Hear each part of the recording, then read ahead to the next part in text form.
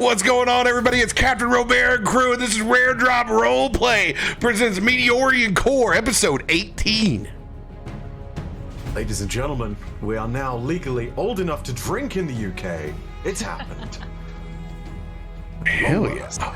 Benchmark done. Old enough to drink in the UK and old enough to die for the military in America. Yeah. Setting the tone. That's awful. You started it, okay? I started it with fun, thank you very much. My thing was fun too.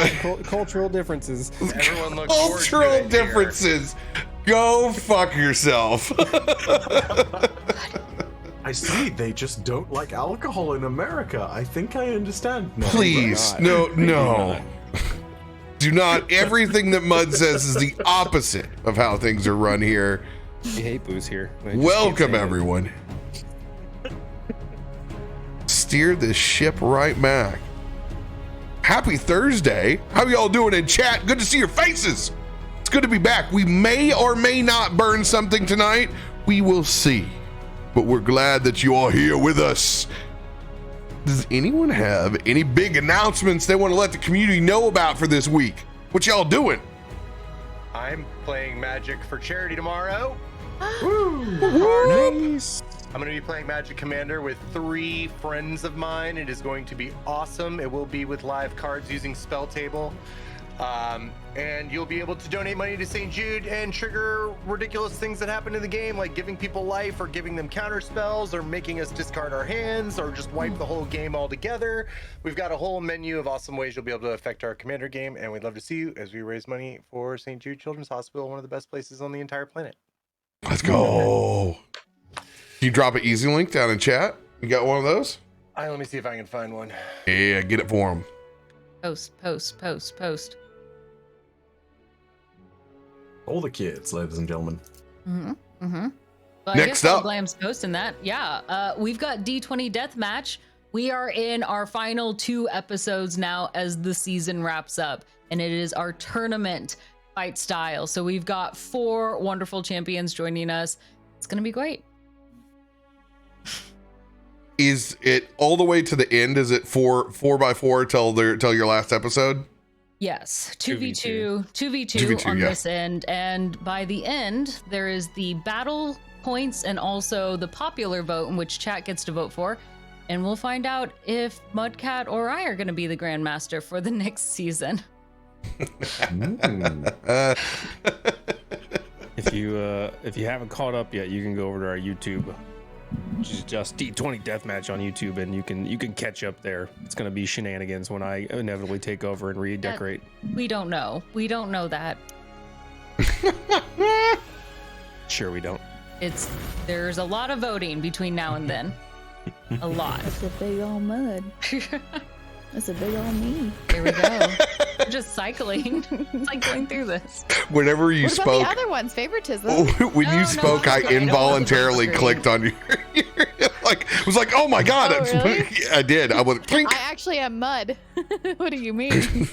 Dun dun dun. You two do look like twins.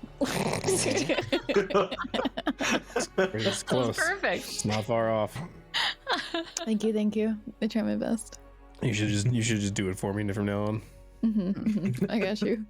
We'll just ventriloquist it. Just when in doubt, set things on fire. Yeah. You got it. Yeah. Yeah. Well, it's the same with that me. seems When about in right. doubt, just punch him. Yeah. Anybody else with big Innocent bystander. announcements for this week? I won't be here next week. That's it. Sad. I know. I already told RoBear to just put Biddy in jail, and then next week you'll just say free Biddy. Hashtag free Biddy.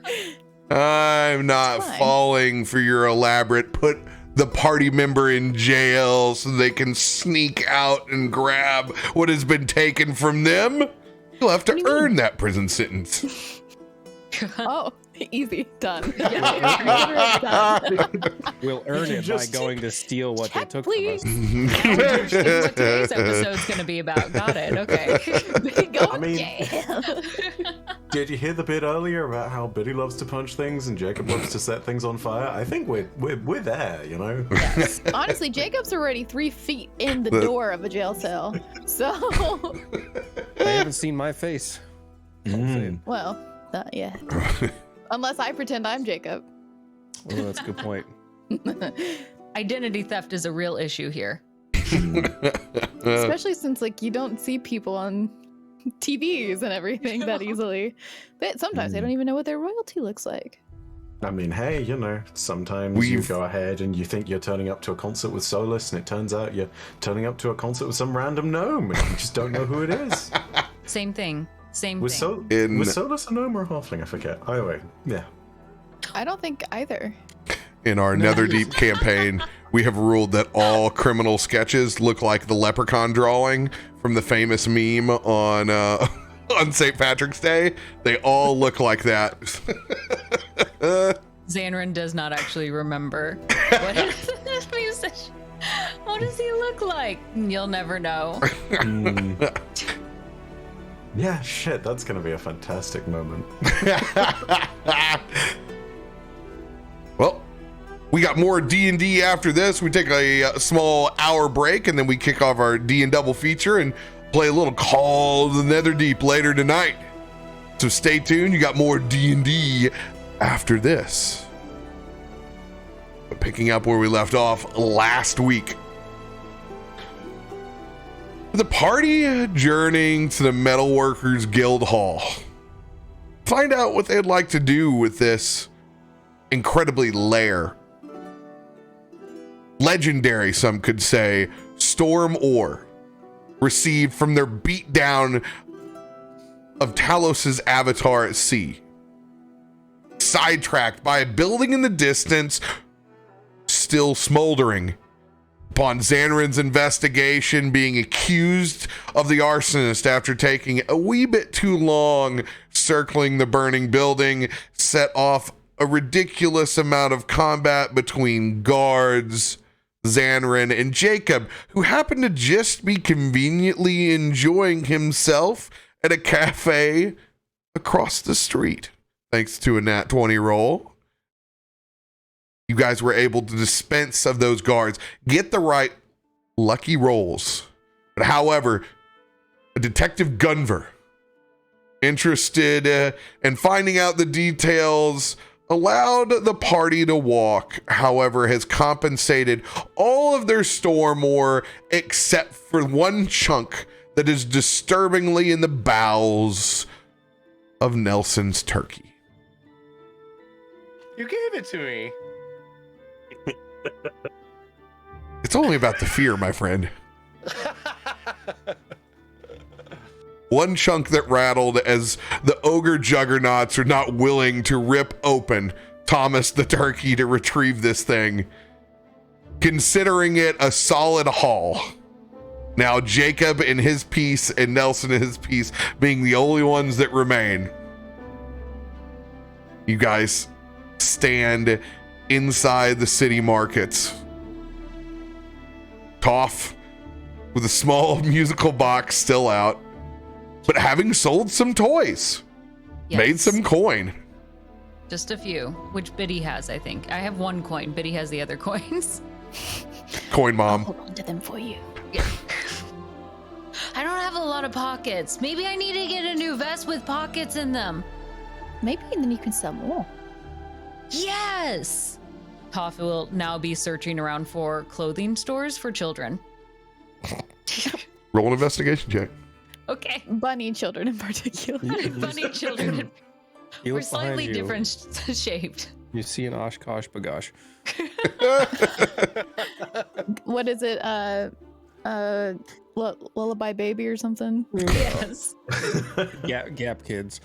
Back in Missouri, we just call that consignment stores, and that's what you see back in the market. There's a small like little children's bazaar. It's all very very peasant quality, small robes, but there is clothing that will fit Toff in this section. Each time that you pick up a different piece of clothing, though, we will roll for its It's style. Perfect. Can it also be like a Goodwill so it's even cheaper? Oh, it's yeah. I mean, this is a consignment store in the Bazar here. The more you look like a local, the cheaper it gets. Perfect. I I don't know if we look like locals, but Yeah, I was gonna say I don't know if we fit the bill on that one. I mean, Waterdeep is a cosmopolitan city. While you may think it's rare for an Alkin, a rabbit, a Kenku, a man with his face burnt off, and an average-sized individual to walk through the streets, that's just every day in Waterdeep. We're just homies. there we go. A very normal party. Eating scorps. Yep. We're just a gaggle. We've only done normal people things. It's nothing to see here. Big wings. Scorpions. Seeing your friends naked. Dongs It's out. normal. Yeah, Thanks for the sharing next your- clip. It's I normal. appreciate y'all. A little Nelson's arson. giant butt.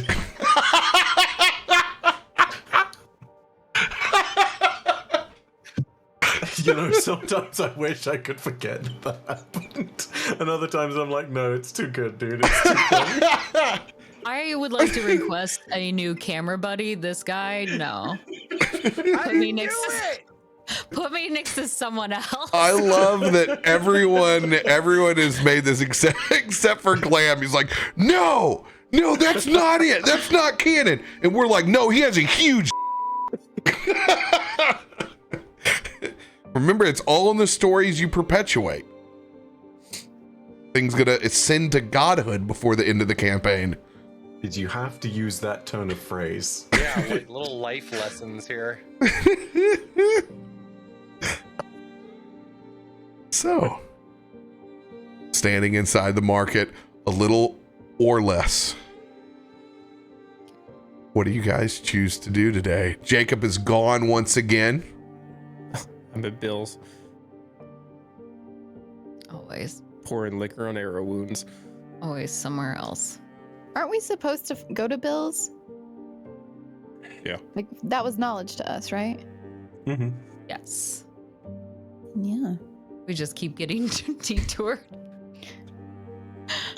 Biddy's going to be like kind of walking Toff through these hangers of clothes and like pulling them off, putting them up to him, like maybe not that one, and putting it down. And as they're going through this, she's gonna kind of look around for the other two or three, sorry, Brom, who are wandering about. Are we taller than the actual like? Not. She's like on her tiptoes. You see Like when you go to anything that Kohl's you and hide like? in all the racks. Oh, Toff, do you see anything that you like? What colors does Toff see? Because he's just gonna base it on the colors. Roll a perception check. Okay. I love him. We only care about colors. Anything else That's does how not I matter. chose something earlier. It's by Yeah. the color. See? 16. 16. There is a lot of drab Oh. out of it. However, a small selection of pastels do catch your attention towards the side. It could be any array of colors that you imagine, but they are in pastel form. Toff will run over to them and kind of like pick them up one by one, trying to find like the deepest shade that he can. Like these, clearly his nose gets like little scrunched up and everything. And instead of hanging them back up like a good little person, he just drops them on the ground. Like Biddy's as he's gonna be pulling one behind off him, after another. please picking them up and putting them back on the hanger. Elderly woman Sorry, taking the sorry. stand. So sorry, please, It's no. young. Put them back on the hanger. If you don't want to put them back on the hanger, you can just hand them to me. Do you have anything cooler like purple or blue or red or magenta or teal? I believe so. She turns around and she pulls out a shirt that is essentially the tuxedo t-shirt of what Merlin's wizard robes it would look like in purple. I hate these types of shirts so much. Mudcat True. used to wear He them does. all the time. Wait, which one? All the time. No, I had the one. It was a tuxedo T-shirt, but it was like, tuxedo t-shirt. Yeah. but it was the grandpa from the Munsters, so it had like the medallion and shit. Hated it. Oh. The vampire one. I back that. That's awesome. It was a wear dope it with shirt. camouflage cargo shorts. I'm 100% sure she threw it away without telling I me. did not. I'm not that much of an asshole. You can wear whatever you want. I would never throw away your stuff. You just are disorganized. She's unrealistically biased towards I'll be tuxedo completely t-shirts. honest. I had no idea what a tuxedo t-shirt was, and I just Googled it, and now I have no further questions, but I have Like a questions. bikini t-shirt. Those ones are fun too. Oh yeah, you can get a bikini shirt by. Now that I've seen, Guarantee. now Someone that I've that's seen worn what a a tuxedo tuxedo shirt tee to a is, wedding. I get it now. For the bachelor party. Why would you? Making Nelson is actually mild judgments.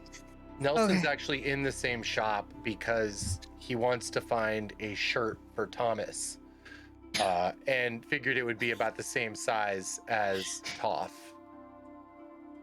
would wear, perhaps. How big is Toff? Maybe a Hawaiian print. Roll an About, investigation like the same check. size as Biddy. Yeah. 3 feet. Just like more rabbit shaped. yeah. Yeah. His ears make up some of that height. Well, that 20 was so close, Oh. but an 18 is solid. I would Thanks. I would let your imagination roll on whatever fancy polyester design inside this market. Go ahead and tell us what you pull out. Nelson has just kind of hit the rack and notices they're all very neatly organized by color and size, and is in the smallest area and is kind of like drab, drab, drab, drab, drab, and then somehow uncovers a wonderland of a Jimmy Buffett tailgate party. And there is a flamingo Hawaiian, a palm tree Hawaiian, there's freaking penguins dressed like Santa Claus Hawaiian shirts. There's everything you could possibly imagine. And there is a shirt that for a holiday that most people don't wear shirts for, but that is Thanksgiving. It is a turkey covered Hawaiian print shirt. It's got turkey, it's got stuffing, Yeah. it's even got the beet mold. Cans of Cranberry cranberry sauce. sauce. Yeah. Cans. I want this shirt, dude. This is Alton Brown has this. I'm like episode 14 of Good Eats. We're gonna sell it as merch later. And Nelson immediately just like yanks it off and like kind of like holds it against Thomas and is like, "Oh, it's pretty good." That's a solid shirt you got there, man. Yeah. Yeah. I think we're gonna slip it, maybe try and slip it on to make sure it fits. Go for it. As one does. Thomas slips into the Thanksgiving themed Hawaiian print shirt. No words I never thought I would say in that order. And he loves it. He ascends to the top of Nelson's lightning staff and is just kind of like proudly perched. Whoa, he really likes his digs. So how much for the shirt? And he extends out for exchange of coin. You guys are currently at the wealth status of, I believe, comfortable. So you have more than enough for anything that you find inside this. You guys are at modest right now. So you run through about a gold piece a day. So that's like, you can cover all your meals, and you can buy, simple things, and most of the stuff in the market you'll be able to cover. Cool. Excellent. Thank you, man. Currency is exchanged. Thomas is feeling proper. Thomas the turkey is now dressed as dinner. Mm-hmm. Oh no. He is the fate now that he escaped. Well, He he's is also the dressing. dead, but in a different form.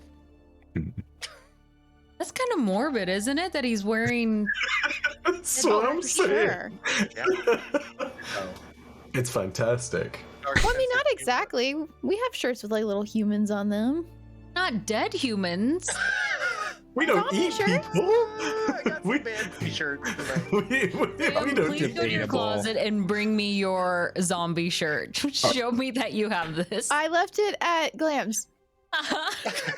I mean, technically, this is the turkey from Christmas Vacation. That's been reanimated. Had a good run. Yeah. Anyone else doing anything inside the market? I have a question. It's more in relation to the burning building and The smoldering going on? Yes.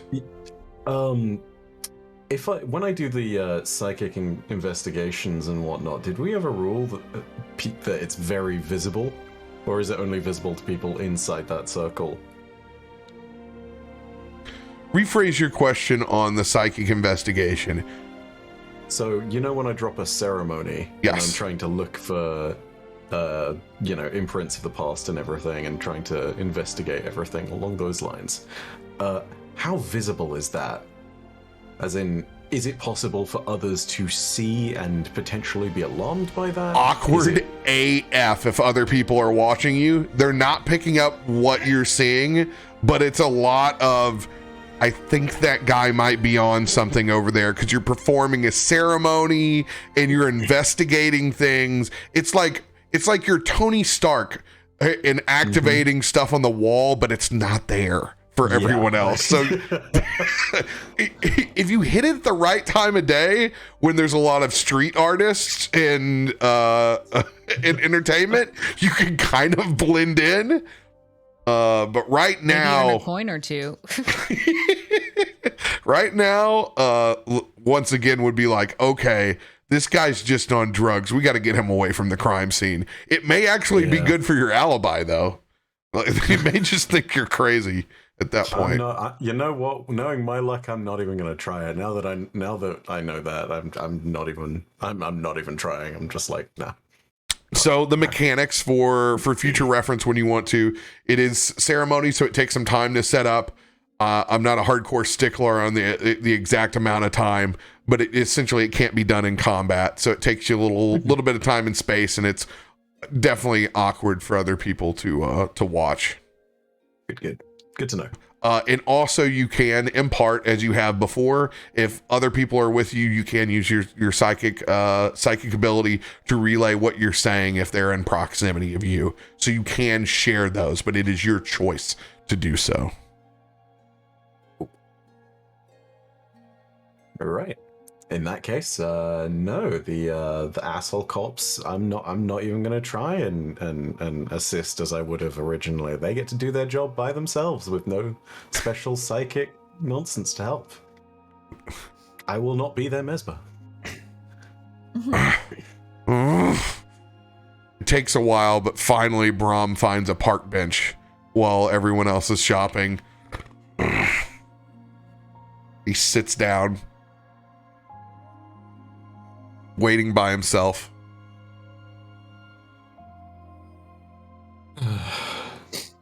Sorry, Brom.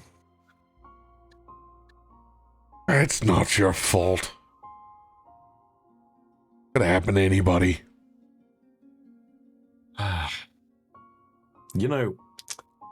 For the longest time, I've sat by and I've had a simple rule.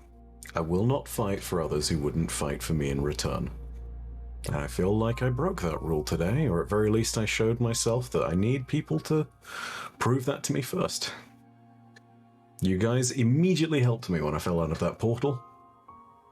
No such luck from the wonderful guards of Waterdeep. They're just scared like everybody else. Brom's been holding on to one of the flyers. It's not the first building that's been burnt. A lot of people's livelihoods on the line. Factories are the lifeblood of Waterdeep. Yes, it took no time for them to turn what was an arson investigation into civil forfeiture. Again, sorry about the ore. Easy come, easy go. Who knows? Maybe we'll actually get lucky and see it again. Well, at least Nelson still has his, even if it is currently in the piggy bank of Thomas. Who would have known that would be the safest place? Put all my valuables inside Thomas. He has a bag of holding. Oh no! It's not the turkey of holding. Oh my god, yes. Just make him eat a bag of holding. And then just put it in his mouth while he's in the bag. It's not a bad idea, and it's really nice that the purse walks itself. Yeah, right. With that piece of ore being the first piece that you've dropped in, you realize there is a void, a chasm inside the magic that has animated Thomas, and he is in fact a bag of holding. Yeah. Holy shit! Nice. How could you ever disagree with this logic? That's phenomenal. You guys need anything? I'm gonna go get something out of Thomas. You can elbow deep in him. Oh no! Imagine that you just tell him what you want and he regurgitates it out. He can just sort it out inside him and he knows. And here's the deal. I was thinking more like Magic 8 Ball, where you shake them and then it. A random item is deposited. Yes. Nothing bad happens, but when you do reach into Thomas and into the void, it's like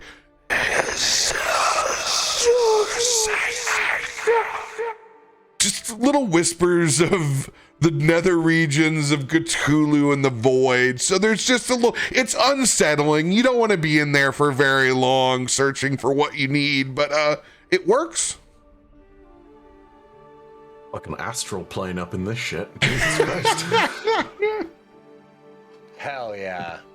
They're just the enzymes. Don't worry about them. When you retrieve something from Thomas, is it like covered in grime and shit? No, it's a clean void. A clean void. Okay. It's not what I expected. Sanitary void. It's a very pristine pocket dimension inside. Now, you see how Nelson keeps his bars in a very, very kept, unbugged area? So is his pocket dimension. It's just a little eldritch in there, that's all. Just a little. He keeps his void very clean. A weird British doctor approaches and says, "Hi, I'm the doctor. May I climb inside your turkey?" I hope they say it just like that too. I'm stoked for the new doctor. Yes. Oh my god, yes. He's fantastic. I don't know what doctor you're talking about. I don't need anything. My knees feel fine. Is that a turkey shirt that you put on? He looks great. It does fit him well. Huh. Surprisingly. Did Toff buy that shirt? You guys haven't bought anything yet. You guys are still. I imagine you're still browsing. You're like, it's tough for a Harangon to find like, do I wear the pants like human pants like over my bunny butt or under the bunny butt? It's always like, I got to get this thing tailored out the back. It's tough. Pants are trouble, but shirts are easy. If Toff finds like oh wait, no, Toff's looking for shirts at that point, not pants, right? Well, anything with pockets really is all he needs. You get cargo shorts. Yes. I mean, I could like do the thing that I've done with my duster, which is just like do a very rudimentary and very poorly made hole in the back using a psychic knife to leave like a hole on that shirt or something. It really is, Mom and Dad. that could work as well. It's not perfect, but we'll make it work. Cargo shorts of holding? Yeah, rad. Pockets of holding. These cargo shirts have actually been to Dave, 96. Farm-made, brother. Like in a Pac Sun in 1999. I got this fossil belt that just stays attached to it as well. It's rad. It's weird that when you say PacSun, I can physically smell it. It's like Abercrombie. Yeah. Then burned in my nostrils. You can find anything in this bazaar. It's pretty bizarre. How bizarre. How bizarre. Baby.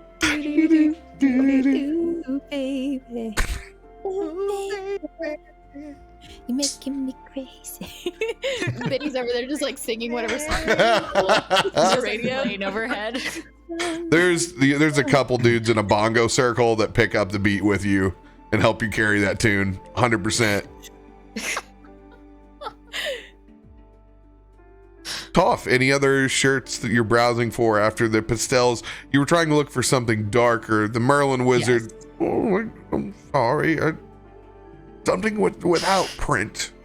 And well, pockets. It needs to have pockets, big pockets too. And he most of these kids' clothes probably don't have like deep pockets. Oh, but they pull out one. Fake pockets for a lot. Just like all of my jeans have fake pockets. This one is definitely, you can tell, was a hand-me-down, a working class gnome's shirt, because it's got the front pocket, and the front pocket is perfectly stretched for a pack of Witchlight 120s in the front. You can tell that they were definitely a heavy smoker that boxes and blazing, but it's a large front pocket. Does it smell like it was owned by a smoker? Nope, it's been washed. You can just tell by the pocket. Okay, I was like, no. It's probably like starch and mothballs. Isn't this the children's section? Water deep, man. Yo, children are hardcore this time. Dude. Yeah. I remember when I was 12. No, hey. Size small. Gnomes got to do what they got to do on a budget, all right? Wouldn't you gnome it? Oh my gosh, Glam. I wouldn't gnome you saying. I need something harder than this tea for those puns. I'll allow it. Boo on all of you. That's the sorry folks, that's the end. I got a quota. Good night. Yeah. That's it. It was nice gnoming you. I'm leaving. I am leaving. I don't know any of you. No more of these jokes. Oh. I just No. I quit. Yeah. Yeah. Wow. I didn't even catch that one. Brom gets up. He's disgusted, and he's even walking over to like the kind of like vegan lunch place that he would never normally walk to, but he's like, anything but this. You wonder why Jacob's always leaving. Wait, Brom, I want to know where you're going. Can't take you anywhere. You can see he's arguing over there. He doesn't even know where he went. He goes, I just want a chicken salad sandwich. Is that so hard? Blasted. He comes back empty-handed. How are you supposed to make a fried egg sandwich without butter? Hey up Waterdeep for having vegan places though. Dang. Yeah. Options, people. There are options. This is the splendor of the North. Nice. We gotta dick around in this damn bazaar. Toff, what are we looking for? What do we need to help you out with here? Oh, you see Toff like almost throw a small temper tantrum as he kind of sits on the ground. I'm trying to find pockets. Like extra pockets. Yeah, well, I'm trying, I've been making things, and he's carrying around this music box underneath his arm. And I don't have a place to put all of it. Come here. Brom walks you over to a leatherworker's stand. And this is his practical mind as he points over, and there are tool belts. There are leather fanny packs. There are small pouches, little leather tied up one. It's just any way nook and cranny that you can put away. If you've ever been to one of those wonderful arts and crafts leatherworking stands, it's just where could I store my spell components 101? I am going to get 2 fanny packs to crisscross over on each shoulder though. and one fanny pack will be in the front and the other will be in the back. Yes.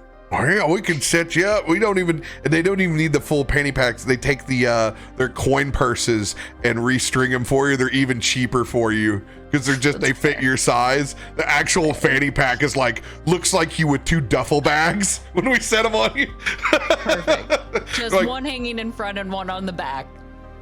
Go ahead and choose. What are the designs on there? Because they've been they're classic design. So I want you to think, obviously here in the States, if it's not some sort of bizarre gentrified Native American pattern, it's not a generic leatherworker stand. I want you to think of the most generic high fantasy patterns that could be put in here. On either one, you get to choose. Dragons, unicorns. I was gonna put boats because we're at Waterdeep, so it would feel like their signature stuff. 100%. If there was a picture of Waterdeep in your grandparents' house where it's like the boat is coming into port that's watercolored from I don't know, 73, 100%. Like it's a Bob Ross impressionist classic. Yeah. That's like if Norman Rockwell painted a Waterdeep. Yes, big old waves with the white foam on top as like the ship breaks through. Now that majestic white poofy sails. But the ship is colorful and gorgeous, looks celebratory because I don't think Waterdeep has much of like a military base as far as I know. Look at that. Now that is a classic style. I like it. I've never been on a boat like that before, but maybe we can get one next time, right? There's a lot of sails. A lot more than what we have. Toff will be busy counting the number of sails on his fanny packs. It's a good math practice for him. After we buy all this, the store will have a lot of sales. So I walk back with a newfound Toff in pockets, as you can see, slung over the side with the immaculate Waterdavian scene from 1973. Yes. He's looking very fancy. It's the fashion of like 80-year-olds. Perfect for Toff. Well, we officially have Toff ready to go to the casino. Does anyone else need anything? I'm gonna More quickly pockets than a Rob Liefeld drawing. I'm gonna quickly see if I can find something that would fit on top of my armor, but underneath my duster that could be a very discreet kind of pocket to use on top. Something useful, if not, whatever, but yeah. Oh yeah, whatever you're looking for over in the leatherworking stand. Oh, come in, you're looking for some pockets too? Something a little bit light on the feet. Something that's not gonna get too musty underneath the duster. Anything in particular? I can't guarantee for the mustiness. You'll have to do that on your own, but I can get you the pocket.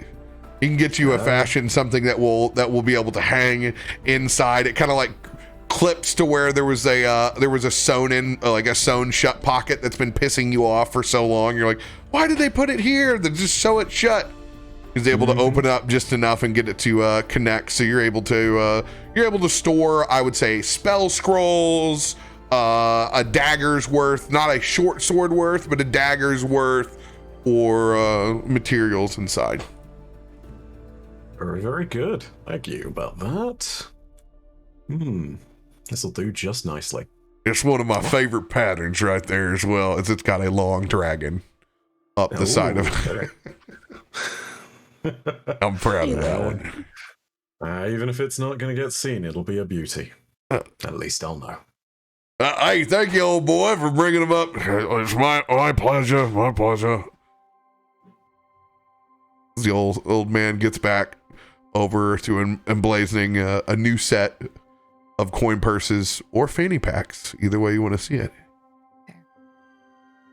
Biddy wants to approach one of the store workers who kind of live around this area.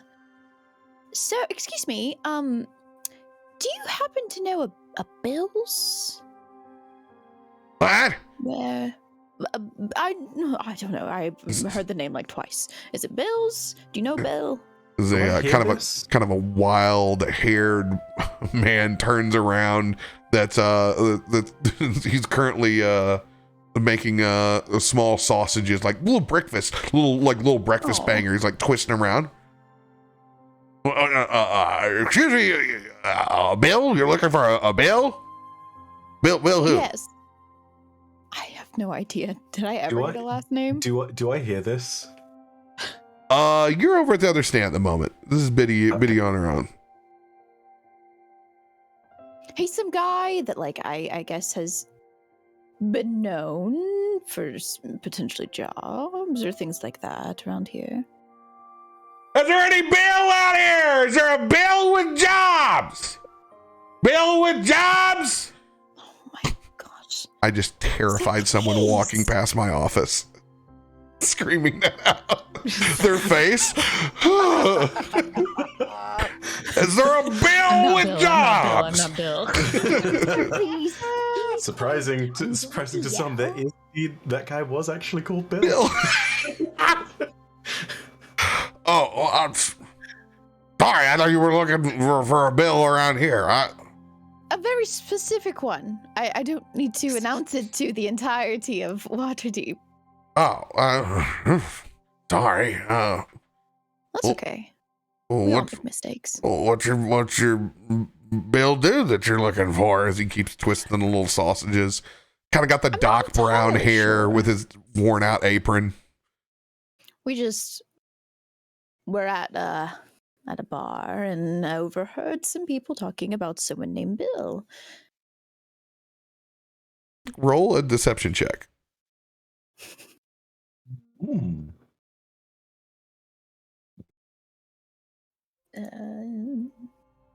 Not good at that. 12. These are just flat rolls from the sausage maker. Oh yeah, I like bars. Yeah. Of course. You hear a lot of things at bars. Yeah, you're not wrong. What's your favorite drink? Honestly, whatever I'm given. I'm not too picky. He gets super concerned when he hears this now. He's like, Waterdeep's a big town. You should watch who gives you drinks. That's not safe. my friends. Okay, that's better. Yeah. Thank you for your concern, though. That's actually very nice. So Bill from the bar. Yes. I'm gonna roll a history check with disadvantage for you. Icky.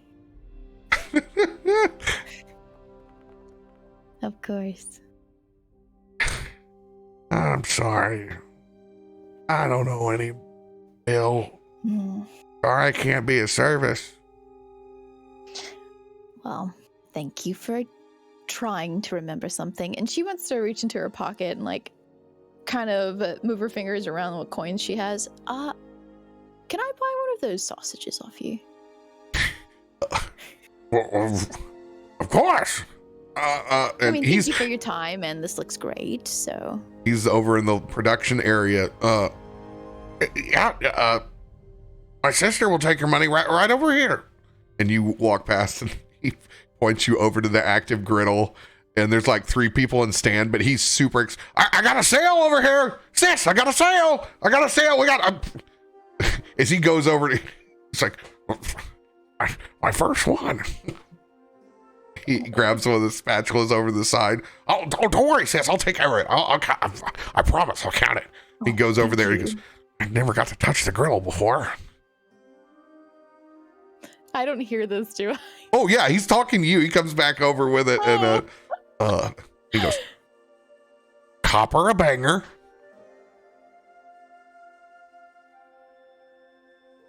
Excuse me? Copper a banger. As he points down to the little banger sausages. I love that this guy is using British slang for this. This is fantastic. Over Biddy's head. What? Not that a lot goes over her head, let's be clear. Well, what else do you call a short, fat sausage like that? A sausage. Oh, that's a banger. Or sometimes a little smoky.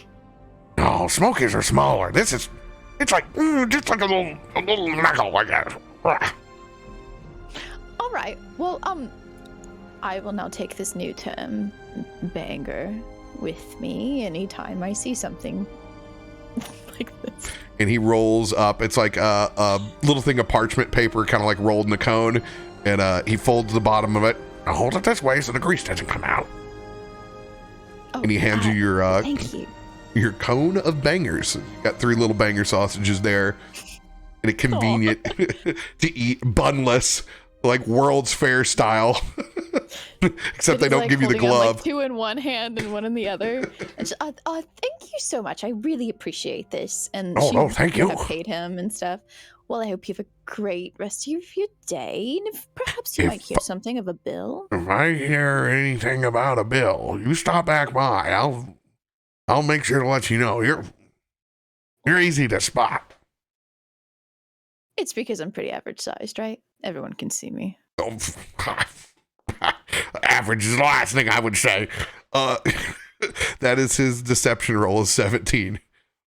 Oh, there we go. Oh no. What would you say? You don't know. Well, I mean, if he said that to me. I mean, right? it's small talk. He says that to anybody that would come back over to the stand. I'll make sure and see you. Yeah, oh, okay. This dude's gonna forget right. by the time it's dinner time. I figured. Okay, so then Biddy's gonna like kind of awkwardly like, thank you, like with the sausages. Enjoy the bangers. I will enjoy these bangers. And she's gonna turn around and just walk toward her friends and like wave the sausages in the air. I copped some bangers. Brom is there like that. Oh, Brom. Okay. There's 2 left. Are those thank worms? you. Yes, please. They're a little Worms. phallic, that's for sure. And she's gonna just start like moving the. Well, maybe from what you're used to, but they're not Nelson sized. I'll tell you that. Is she basically doing like the Ramsay Bolton thing with the sausage? Jenny is going to push these next 2 sausages just into your hands and just kind of like, I need to walk away. Mud, since you're across from the scene, I'm gonna set you at a similar sausage shop that's kind of a catty corner, and it's there's no griddle here. It's purely manual sausage warmth over on this side because we are in the north, and someone that's been there and experienced a actual hand warm sausage stand. I'm gonna let you be the NPC. Oh, great. Sausages. Get your sausages over here. You like sausages? You got your hands on some big, thick sausages. You want some more? What do you look like, Mud? He's big dude, blonde hair, kind of balding with a thick mustache, and his shirt's too short, so his stomach is literally hanging out a little past the hem of the shirt. Oh. He's got an apron on, but it's also too narrow, so you can see like the sides of his stomach spilling out of the shirt, but not the middle. Yeah. Oh. Sausage is much longer, but thinner. Very. You want your long, thin sausages. They're better than the thick ones, because they're longer. They could go further inside your mouth. Oh God, I can. What, nobody wants any sausages? And there's just lizard language. There's 3 people back behind him that are they're hand warming them up over there. There's just no griddle. It's just friction on meat. Yeah, this is how we do it over here. Listen, come back behind the booth. I'll show you the process. You see, Patty here's got her hands on the sausages. She puts her hands on all of my sausages. How many red flags and like she touches all of the sausages and she warms them up with her hands. She's the fastest in all of Waters Deep. As the party she can finish a sausage in 20 seconds.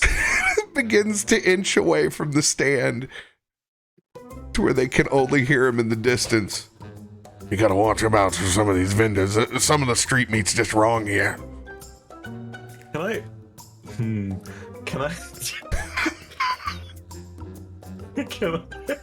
I have a really cheeky idea. Can I like psychically whisper at this sausage vendor without making any eye contact or any notion that it's actually me? Not even talking to him. Really. Oh, absolutely. Just a thing of trying to really fucking get in this guy's head. Something along the lines of, "I will take 2 sausages." You want 2? How about 3? You can. Who said that? I mean, if you're gonna take 2, you might as well take 3. You already started. At this point, it's He's just looking around, trying to figure out who said that. I'm just sort of spying from the corner, enjoying the mild chaos that I can cause. just sending psychic whispers at people for nonsense reasons, for no You're good. like prank calling them. Oh my gosh. As we Minds. cause a swath of chaos walking through the market. Jacob. Mm-hmm. Now somewhere inside the city, taken off with your cloak through back alleys. You've had your head set on making your way back to Bill's. I need you to roll a survival check. This is before me and Bill have the drink. Yes. Okay, got it. Back in time. 12. 12. Yeah. Easy enough for you. You got yourself down here in the street cafe in the first place. You're able to navigate those back streets with ease. No problems of running into guards past the actual area of the burning building because it's a large city. Back at the front desk with that freshly poured glass of whiskey.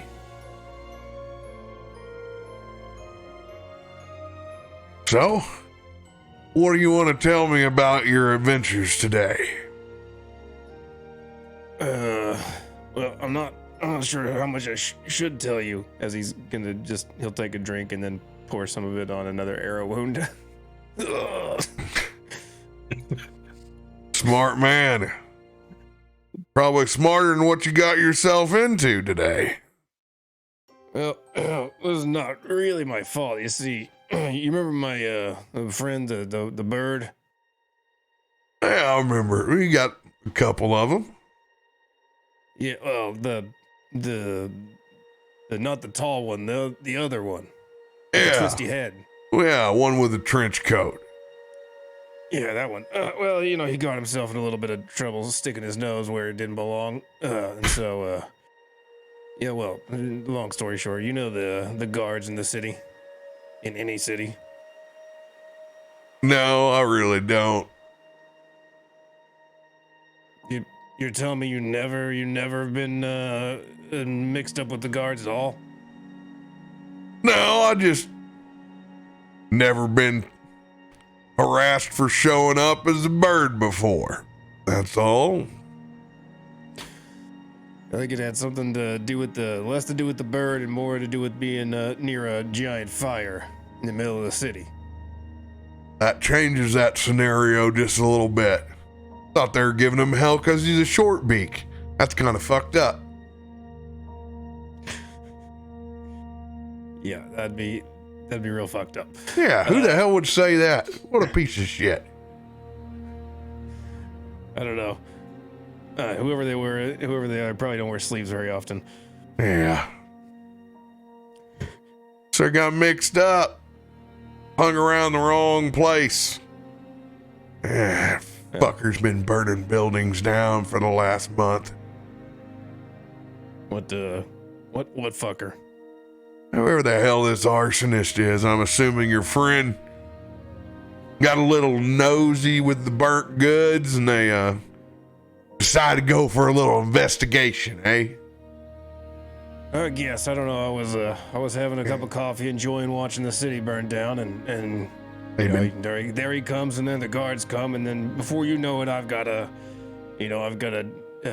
distract them, and you know, and then well, and then you're full of arrows, and you're running through the city, and you know, I don't really know anybody here except for you, so here I am. I tell you what, made quite the impression since you got here.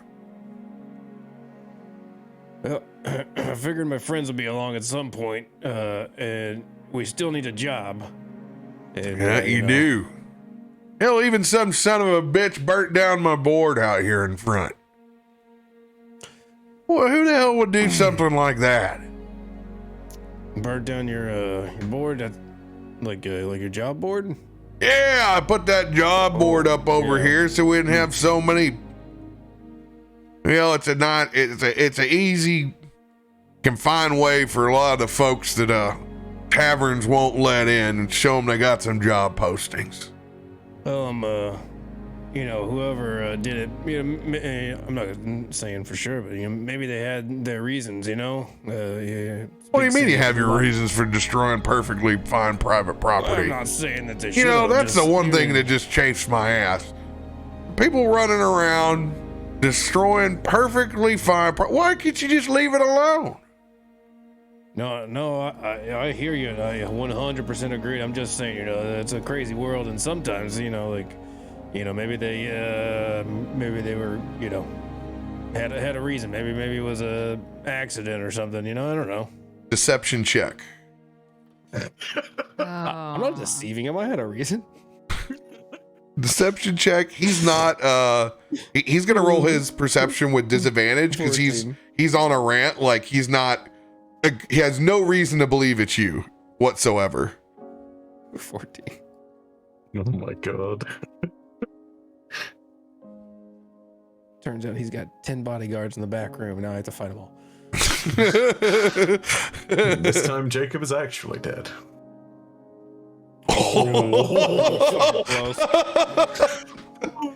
You know, and it's just they're the same ones that hit the mailbox.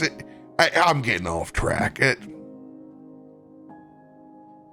Looking for that job, you say? Well, I could, the job, but you know, maybe a doctor before that, if you know anybody who, discreetly who can, you know, stitch some of this shit up. I ain't got a doc, but I do have an old boy here that spent some time in the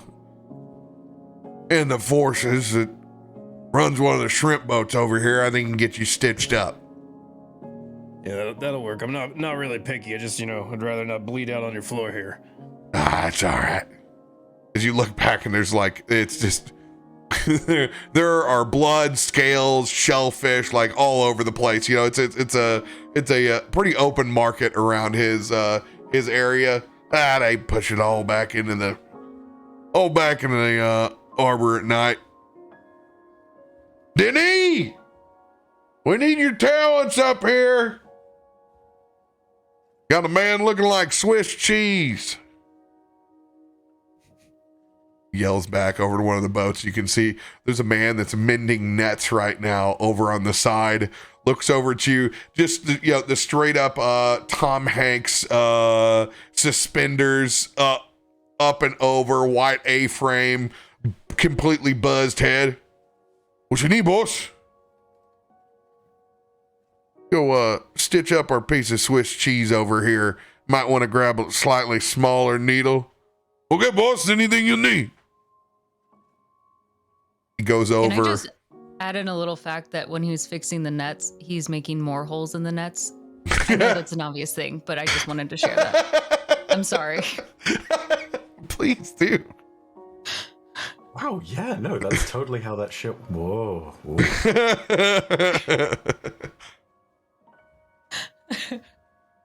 The rest of you, are you headed back to Bill's? Are you doing anything before heading to his office?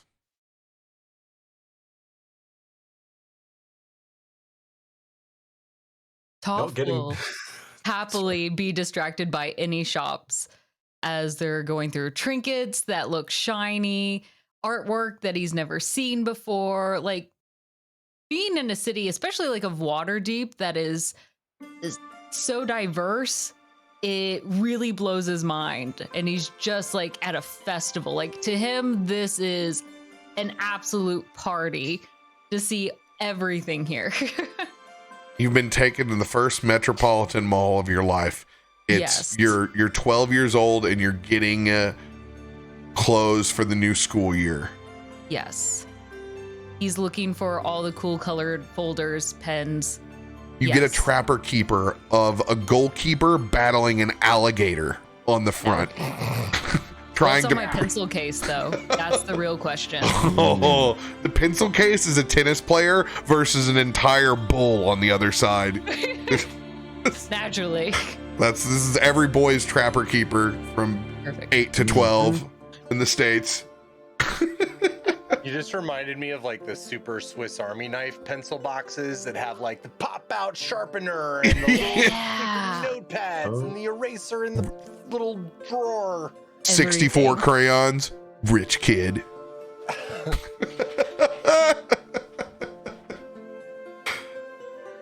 As you're just running from shop to shop, Brom's getting wore out. Toff will, each time he goes to a shop, like looking for something, and he'll find whatever he thinks is the coolest thing there and then give it to each of his different party members. So like Sam will get like this pretty dream catcher that he found. Brom will get a t-shirt that he thinks is really cool. Oh, please tell me, what t-shirt did you think that Brom? I need to know. As you hold it up and Brom looks at it for the first time, what is on this t-shirt? So on it is a 3-headed dragon, naturally, in the moonlight, as they rear all 3 of their heads in a hydra formation down upon a bugbear that they're fighting. Damn, it's King Ghidorah versus Kong. Yes. Brom loves it. Perfect. That is it's the like a single whole nighttime. The back greatest is all t-shirt splattered with stars. Is it in the style of 3 Wolf Moon? Yes, it is. Okay. I mean, I practically have owned the shirt in the past. Yeah. 100%. This is I've been looking at it at Spencer's Gifts for a while, and I had my eye, but I just never really wanted to spend the money on myself. And Toff, you have an eye for my style. Matter of fact, Isn't it cool? It's like the battles we've been in, but not. He puts it on over his tabard. He thinks it's so snazzy. Perfect. Toff is not paid for these, by the way. He's just giving them to you all. You can see now shopkeepers are all coming out one by one. Just hands on hips. Mother! Look at this! And it's a cute little cup with a lid and a top on there, and he runs it over to Nelson, trying not to trip as it's clearly ceramic. Look, you can dip your beak in it, and he'll hold it up like at the top of his hands, trying to reach it up to your head. What does it look like exactly? It is a beautiful little ceramic cup with a lip. So like, think of a tiny pitcher, but it also has a lid on top of it as well. So very cute. Nelson very carefully takes it from you and looks at it, and then like gives it a test run, inserts the beak, and it fits perfectly. Brom pays off 3 of the vendors, but one specifically, the last one from this that you've walked out with Nelson's gift, goes, hold on, I promise you I will be right back. We have to teach a lesson here. Mother, we need to teach a lesson. As I look over here trying to find Biddy, because I'm looking for moral support to try to help explain to Toff that you have to pay for things. Toff finally sets his eyes on what is probably the most magnificent thing, and it is in the children's section, and it is one of those pirate packages for kids' children's parties. Like it comes filled with like a pack of 18 eye patches, little hand hooks for them to hold, tiny little flags to go in cupcakes that have pirate flags, and he snatches it up and runs to Zanryn. Look, this is exactly your style. It isn't, but it is in his mind. I need to learn how to make a better disguise. Maybe this will help. You could wear eye patches, but you can only wear one at a time or else then you can't see. I can still hear. Oh. Then put both on! And he'll pull out 2 eye patches for you, so that way you can walk around blinded and show how good your hearing is. Benny, come over here. What? This package has now been opened. Not being able to get Biddy's attention. It's only gonna fall to me. You hear that? I've been trying to get your attention. Somebody needs to explain to Toff that you have to pay for things. You can't just take them off the shelves. They're in the slammer before you know it. I'm not someone who is unknown to 5-finger discounts, so I don't mind. What the fuck is wrong with you people? These aren't even expensive. Why would you have the money to pay for them? He's a kid. Taking cute and way out of That is anything. not an acceptable answer. He turns around and storms back.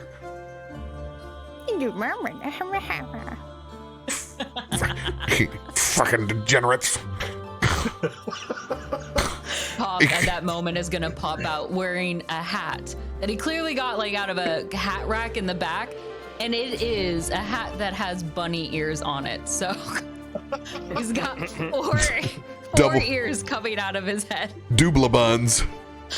Can I get this? They're gonna think I'm an alien or something. When you say that, the hand on your shoulder from Brom comes down. It's that stern, we need to have a talk. I'm an alien! And Toff is going to try to He can't even hold it. mesmerize you with the ears going back and forth. It's an auto success. There's nothing I can roll out of it when he looks. It's just it's 100% disarming. Yes, I know. I understand this is your first time running through a big city. There's a lot of stuff here. And it's cool, isn't it? It's nice to run around and look at everything. But you have to, you understand that this is how people make a living. It's not for free. We have to pay for it with these. These things. You got to use your coins. That's it. I do have one, and he's gonna pull out the one that he held on to from the ogre. Okay, now this gold. Mm-hmm. This gold is worth a lot of money. Okay, if you pay for anything, just let us know. I just don't want you to get swindled. Okay. Expect change back. Do I go up to them? You go up to the main counter, you try to find, if you don't know, you ask. But you should get, this is worth 10 silver, remember that. 10 silver. 1 equals 10. 1 equals 10. Roll a history check. You may do so with or without advantage. I don't think I would. This kind of math is difficult. 17. I think we're gonna stay with that. Okay, 1 equals 10. I'm gonna go buy the alien ears, and he's gonna run up to the cashier. And Toff is just going to make a bunch of alien noises, speaking alien to the cashier. Bark, bark, bark, bark! And he's gonna toss his coin down. on the counter. Well, Ma, don't you have a special rabbit here with you? As it stares back. The peace sign. It's just like some very old Southern lady. I've never heard such tongue before. Eep.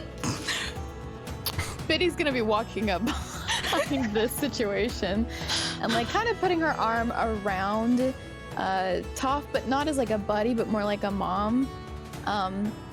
Yeah, you know, honestly, he's very special to us and such a cutie. Zap! And he's gonna pretend to shoot an invisible blaster. See? Quite a marksman as well. Very creative. You know? Well, how couldn't you be with 4 ears? Just think of the things you could hear. Toff is going to try to use his brain power to hear with the other ears, thinking that he can connect with them. Now for the hat. And we got to calculate in the invisible blaster. We can't forget it as well. As she says with a smile, she's looking up to you. That's going to be 3 copper for the hat. And the invisible blaster. Toff is going to have his nose sink below the counter and just kind of glare at the coins because this is not the math that Brom told him. See, we break... Oh gosh, it breaks down even further. There's 100 copper inside the gold coin, Toff. I don't know if you can hear me right now if you're on a different planet.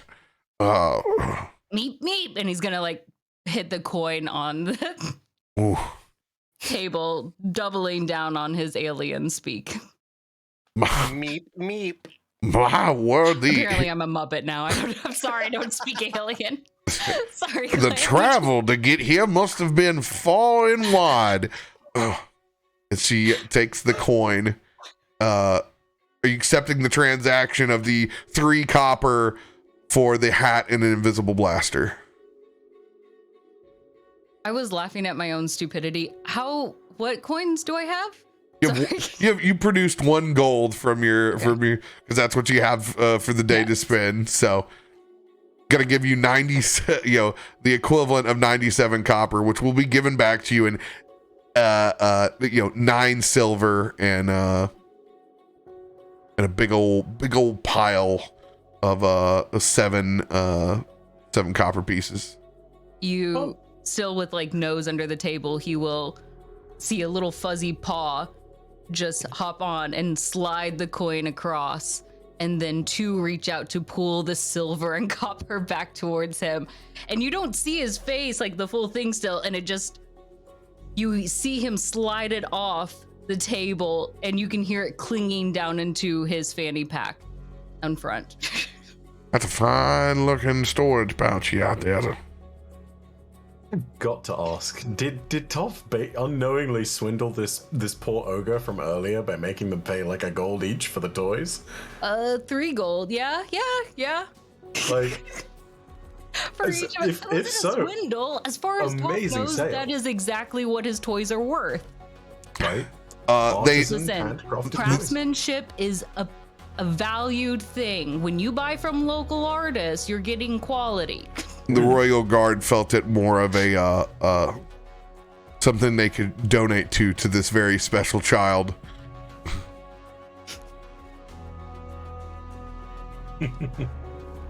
And then Toff will run out to the back of the store, and you just hear the coins clinking as he hops out. Oh, bother.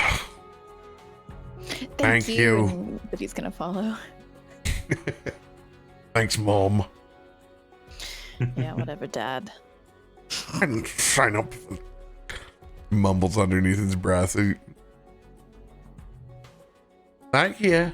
As she kind of waves as you leave this very eccentric shop. Thank you. Clear from being under the faithful gaze of all the shop owners that you've been 5-finger discounting from unknowingly. I would actually like to look for one more store, realizing that I hadn't gotten anything for Jacob yet. Toff is going to look for a jewelry store. Not so much of having looked for a store. You've been in through a bunch.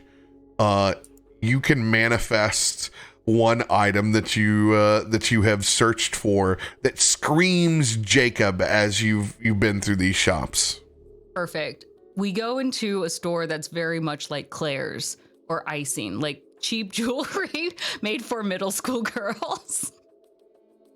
And you see Toff go straight to the back where there's just a line of necklaces all across. And he picks this pretty silver colored, it's not silver, silver colored heart locket that has this pretty little fake red gemstones all along the front of it. He'll hold it up to the rest of the group. Look! Because he doesn't have his other one anymore, so I thought I'd get him another one. I think he does have it. It's just burned into his... He can never get rid of it now. Oh, well then this one can match. He'll have 2 hearts then. That he will. That he will. I'm gonna go along with this and not question a damn thing, because yeah, this would look fabulous. Very pretty. Toff will take it up to the cashier and gently set it down. Can I get a box for this? Of course. And get you and he'll point to one of the cute pink velvet boxes, the little heart-shaped ones with the metal clasps on front. Okay, yeah, we can. These have been left over from Crimson days, but yes. Those are perfect. I'm sure he loves the color crimson. And you, the small, and like all cheap jewelry, the hinge is a little bit off on the side. Like it collapses. And it's kind of like a sideways mouth. It's kind of like Terrence and Philip fit, you know, like. Perfect. Not exact. Let's hunt for treasure.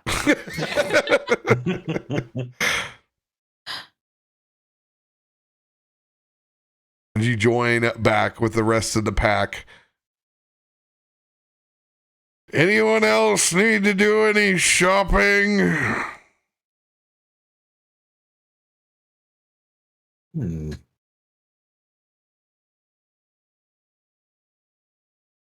keep my trap shut, and I'm gonna think about not intervening and taking us off course. We all know how that went last time. A sound of silence. The bills we go. Nelson's been out in the street. You hear as he's just feeding all of his belongings into Thomas's mouth. The void speaks. Bag, and then he looks as y'all come out of the store like, you know, at least nobody will be put anything in here. Nobody will mess with us.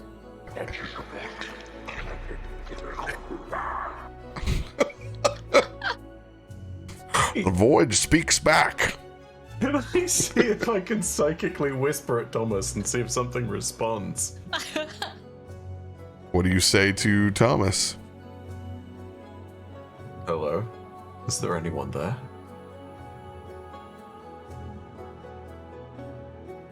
Someone is.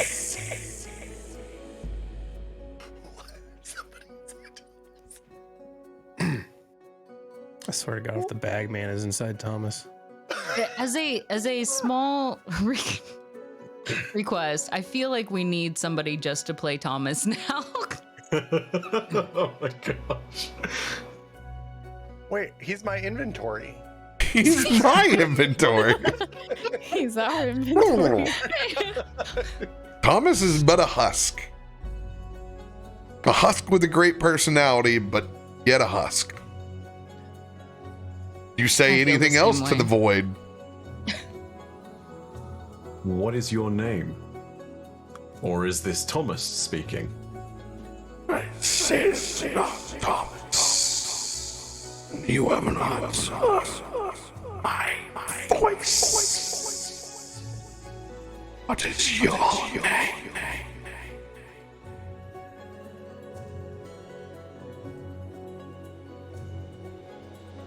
I'm not gonna. Sorry, could you repeat what was said? I couldn't quite hear everything. It was you asked for the name, right? For my name. What is your name? Is it like making a demand with that, or is it just asking in return pleasantly? Tell me your name. Okay, alright then. My name is of no concern to you. I merely wanted to investigate. Silence. Good. Thank God.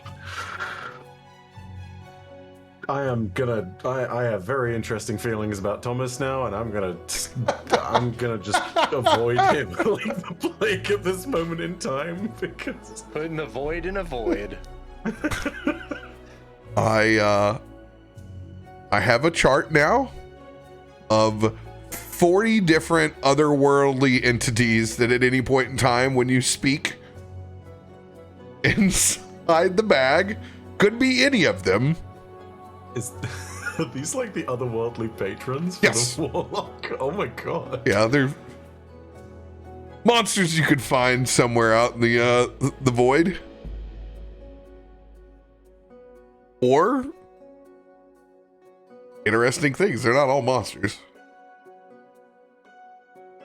Why am I not surprised Nelson would be carrying a dead turkey with all this around? You're A gonna bag of holding you give a monsters. bag of holding, you you get a bonus walkie-talkie with the unknown, Naturally. You can go full Stranger Things at night. Just stick your head in the bag and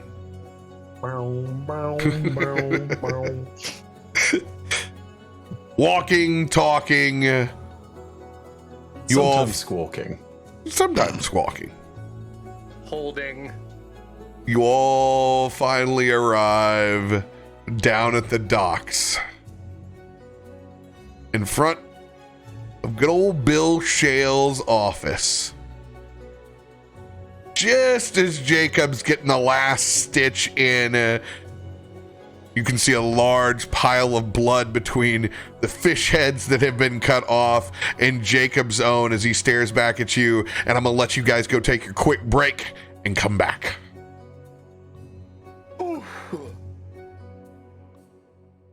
Bag of cursing. I like that.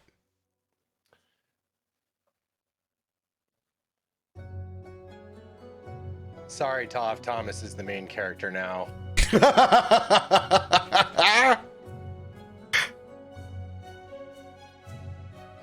Please, just let me out of the bag.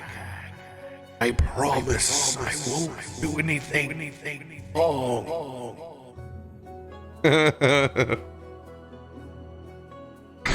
Yeah, you just open it up. You're trying to get something. Please free me. Free me. I'm doing fantastic, Miss Weavers. How's everyone doing this evening? This afternoon, actually. Well, 7 o'clock here. It's getting evening now. We're prime timing it. Adventuring through Water Deep.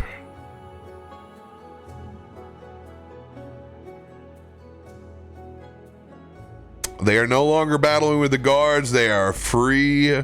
They're simply walking back to Bill Shale, one of the merchants. Let's talk to them about having a job fetching some ore. Oh, I'm glad you liked the Explore video, West Wolf. Thank you.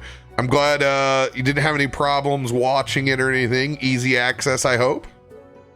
What's up, Classy? Yeah, we're set up to do a whole lot more.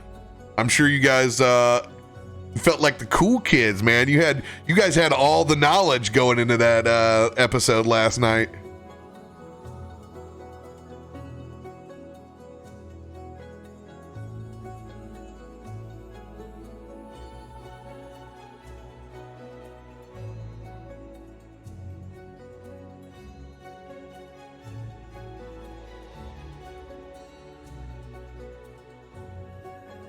Some more street scorpions. Yes, yes. They still have immunity to poison right now. By the way, huge thank you to everyone in chat who have been going crazy with the stream loots. Like, holy shit. They've been getting you situated? They've been getting me restocked ever since I burned like 1 million inspos on the last encounter. Indeed, they're very, very generous. Westwolf got me a fucking magic item G. Like, holy fuck, dude. Oh, shit. Wait, how does that go? Which are the better ones, the A's or the H's? Item I is the stuff like deck of many things, like legendary, like will fuck shit up.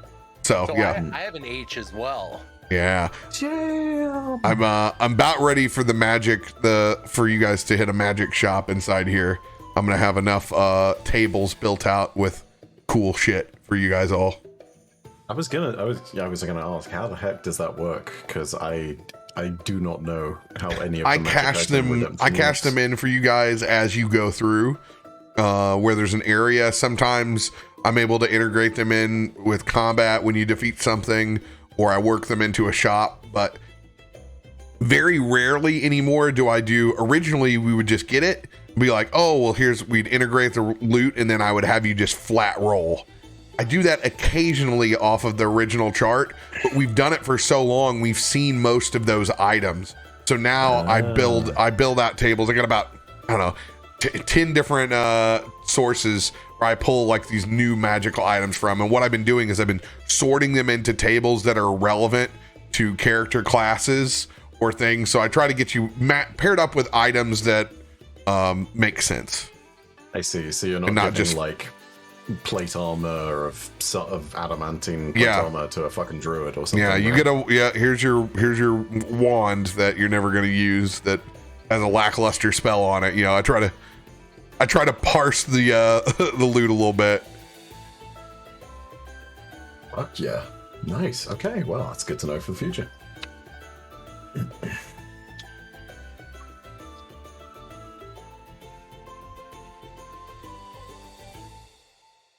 Oh, zero drop. You know what? That's a horribly underused. The OG loot goblin is horribly underused. Thank you for reminding the folks out there we have a loot goblin emote.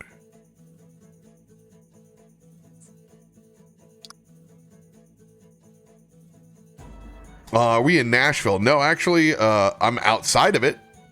I live in between Nashville, St. Louis, and Memphis, like right in between all three of them. No fucking shit, RoBear. You're actually in Tennessee? My cabin's in Tennessee. Holy fuck, I had no idea. That's why I know Tennessee things. Where I'm from is more like Western Tennessee than Missouri. Shit, when people think of Missouri, they think of, you know, there's kind of the split, like you're either Kansas City guy, or you're a St. Louis guy, or you're stuck at working in government and the hellhole in the middle of the state.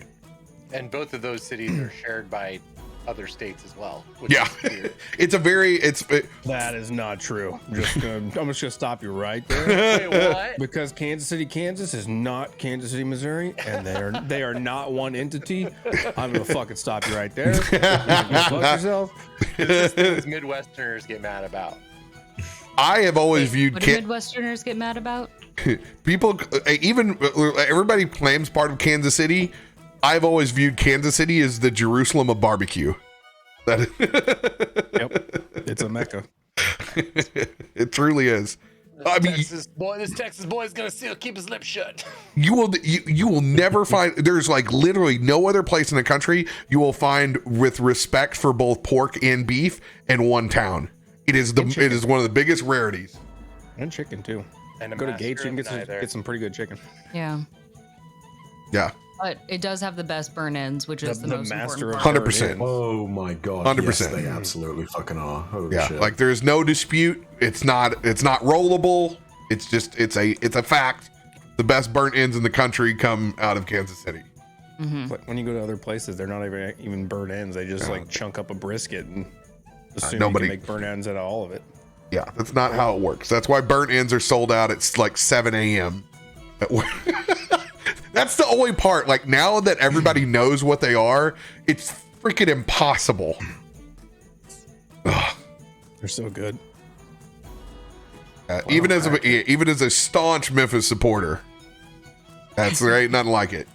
That's last time I went home to Kansas City. I was literally, we were at a barbecue restaurant that ordered a platter that had all sorts of stuff, and then I instantly regretted just not getting a giant platter of only burn-ins, because the rest of it was fine, but the burn-ins, you know, it's a whole nother level.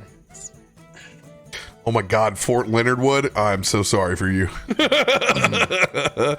No, my cabin is not in Gator country. Otherwise, I would not be in the water. No, we're far enough north where everything, most of the things that will kill you will die off. So it's perfectly fine to go swimming. You'll just get pestered by some turtles every now and then trying to eat your Ritz crackers that you got. They will, man. They'll come up there and take them right off the mat. Get pinched by a couple of fish. Yeah, and my experience from what Elle has told me, and from what little I serve Tennessee, the real menaces are possums and raccoons. Oh, Okay. Raccoons will Both box. of those are actually very adorable, but yes, They are, but yeah, yes. 100% are, but also, oh my God, They will box a fucking trash can. 100%. we abso-fucking-lutely have a few possum stories. I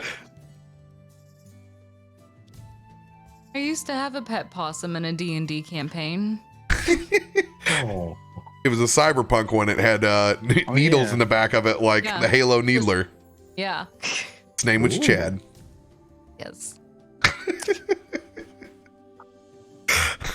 For some reason now I'm only remembering that episode with the where we were the cops, and I kicked the guy into the sewer. The Because I didn't possum? want to do the paper. I didn't want to do the paperwork, so I kicked him into the sewer after we shot him, and then the possums got to him. The possums drug him down. Oh, no. Welcome to Cyber. Hey, that's what happens when you have Tennessee stories meet cyberpunk. Possums literally take care of the bodies in the sewers, man. Detective Alex Murphy. Picking up. Back over on the docks. Jacob just getting finished, stitched up. You can go ahead and this time I'm actually going to have you roll some hit dice. I'm going to give you I'm going to let you roll. You hit a lot of holes. Like, I'm going to do a medicine check +4 for this dude. He's not bad. Is this a short rest I'm getting? Yeah, this will be like a short rest from you, but I'm not going to give you all your HP back because he's not actually healing. Go ahead and roll 3 of your hit dice.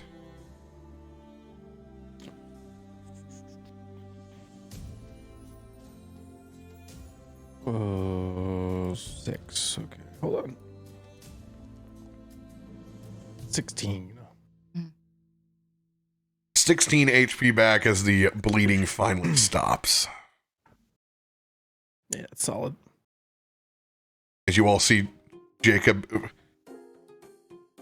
getting taken care of. Appreciate you, Denis.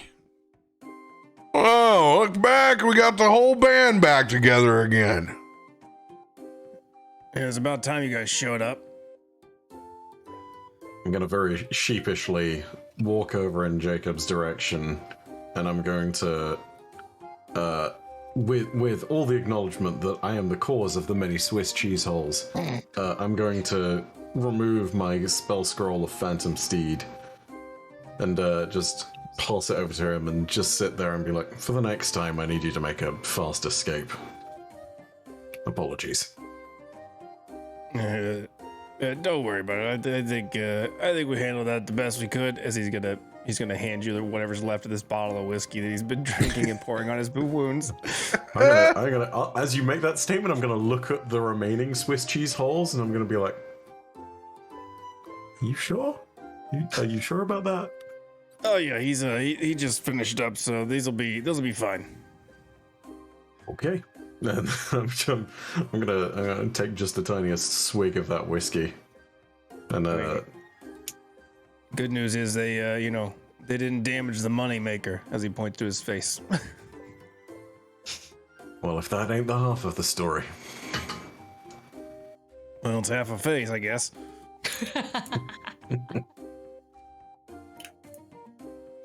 Well, come on in. Hey, nice set of double ears. Come on in. I got some chairs pulled up. Toff will walk in on his toes, still being an alien. And he's going to notice Jacob. Where have you been? Here, bleeding. What are you bleeding for? Because Zanryn got me shot. He's going to spin around at Zanryn. When did you do that? I didn't shoot him. It was the gods. For a moment, you're going to see his face look up to the sky. Completely baffled. Losing his attention span, Toff will go find his seat next to Biddy. As She Brom helps, walks, scoop you in under the table. as Brom walks past, I'm going to offer him the remnants of the whiskey. Thank you. As I take myself a pull, but I make sure to save some for Mom as well. She makes note of that, and she's like, thank you. You're very welcome. I'm gonna pour the rest. But seriously, what did take you so long? I feel like I've been here a long time. Yeah, hell, I've left for lunch back at the boar's nest and come back, but good thing was you still had plenty of holes to get stitched up, so worked out all right. But he's gonna look at Toff and Thomas and just, well, we had to stop for some exchanges. Toff will just look at you big wide-eyed with his 4 ears. And Thomas is doing a little spinny dance on top of Nelson's staff.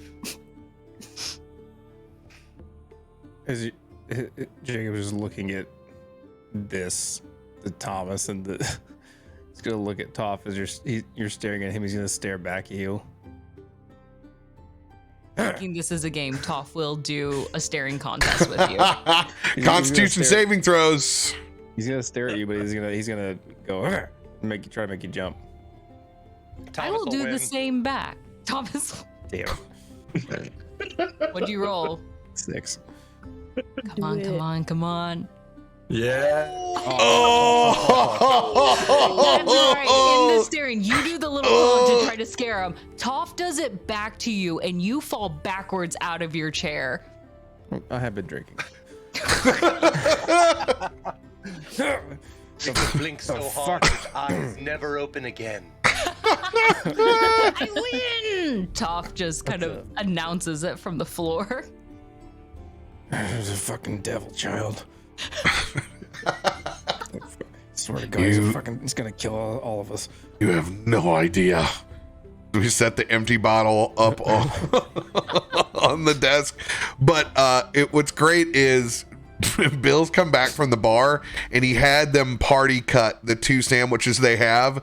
So there are small little mini Reubens and mini club sandwiches that he's brought back for everyone. So it's like each sandwich has been quartered and put with obvious bar toothpicks that's come up from there with the olives literally from the bar tray. I was able to put together a little snack platter for y'all. Figured you might be hungry. Yes, actually. But he's reaching and just starting to eat, ignoring everything.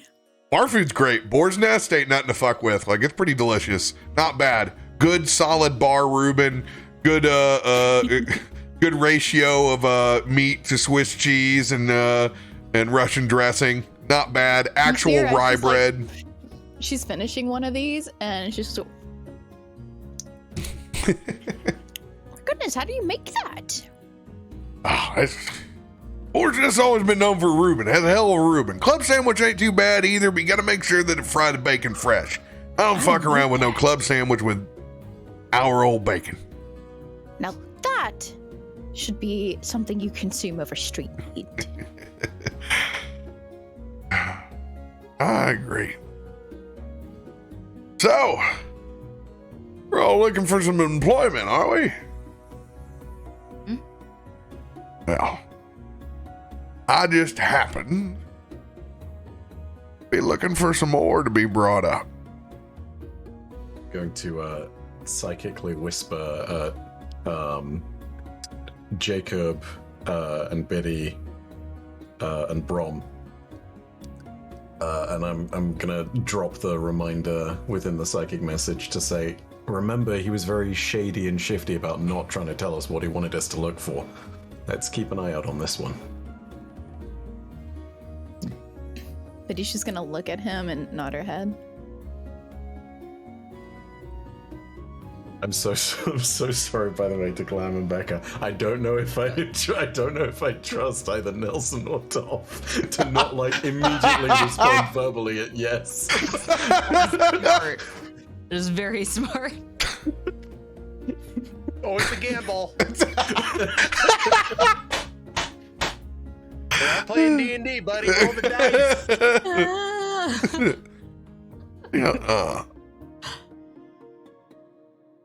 I'm assuming since you've made your way to the water deep, you're familiar with a little place called Under Mountain. We're all familiar with Under Mountain? Not even a little bit. What do we need to know? Nope. Brom kind of looks back. First timers here, except for myself. Oh, well, hell. This will be exciting. Yeah, you see, as he points up geographically to the large mountain range that's directly north of the city. Well, there's a legendary entry point. You're going to love this. This is probably like nothing you've ever adventured. There's a tavern up north in the castle ward called the Yawning Portal. May have heard of it before. A lot of adventure types like yourself. A lot of work to be found up there as well. They got a well that reaches far down, goes all the way down in. You can actually get into the Undermountain from there. So hell, you can stay there the night before, throw back some drinks, and get lowered down. How about that? That's like luxury adventuring. And what exactly would we be... Oh, sorry, go for it, Sam. I want money first. What are you offering? Well, now, I'm offering to set up the night stay at the Yawning Portal. I'll pay for the pass, as it does cost to go down and up. So I will take care of the travel, but I'm paying per head of ore. Don't pay for the attempt. Don't pay for just the retrieval. Pay by the piece. And what ore are we looking for exactly? Well, you're going to know it when you see it. As he pulls a small little leather cloth off over the top, and you see this crazy bioluminescent crystal that just kind of phases and glows in between a seafoam green and a purple that just sits there on top of his table and just kind of pulsates there for a minute before he puts the leather cloth right back up over the top. Can I roll to see if I know what that is? Go ahead and roll a history check.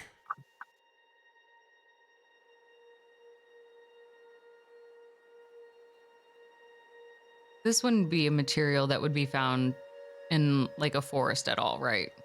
No, this would be in caves. Okay. Specifically. It's weird. It did not come through on the roll log. I'm waiting to see if it shows up late, but you have a 12 plus. Plus 4, so that's a 16. We see it on ours. You might need a refresh. Oh. Oh, no, I'm sorry. It's because I was on it. I've done this before. I clicked. I was browsing. I was browsing. I forget when I did that. Never seen it glow. You've never seen a sea foam green before.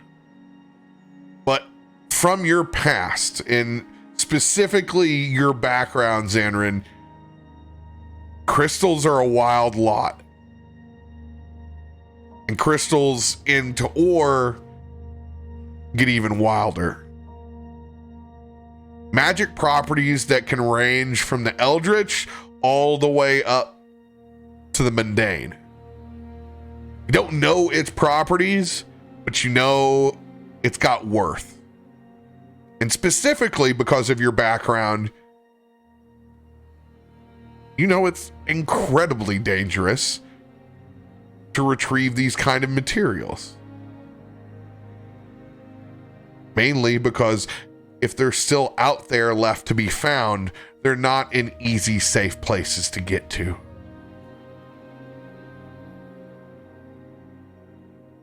Hey, I'm gonna quietly communicate most of that detail, the rarity of the ore, the fact that it can contain magical properties, and the fact that retrieving it is probably dangerous to the rest of the group.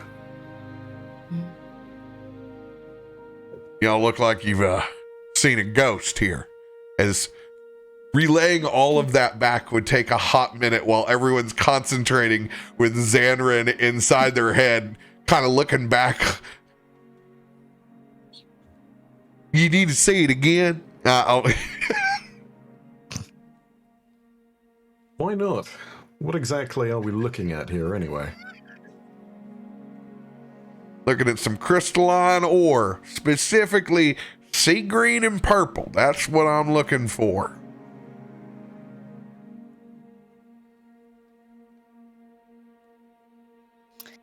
Is there a specific way to excavate this? A safe way? Safest way? Don't touch the crystal. Okay. What about the rocks surrounding? Ore's fine.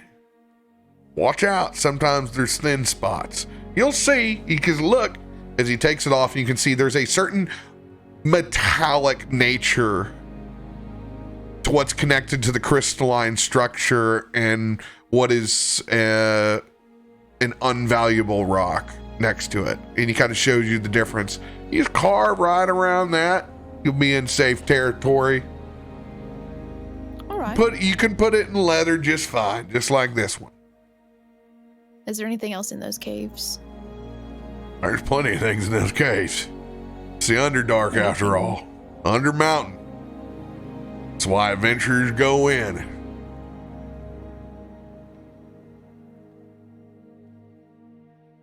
But it's a paying gig.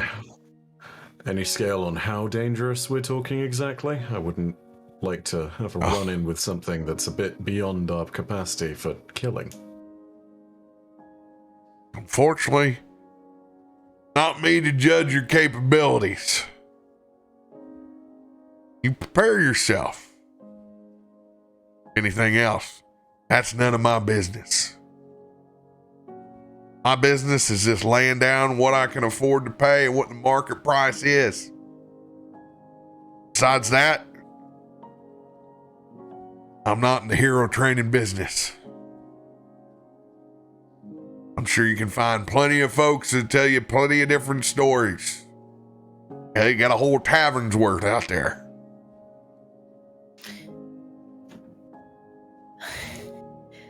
Jacob, did you tell him about the storm war? Or no? No. No.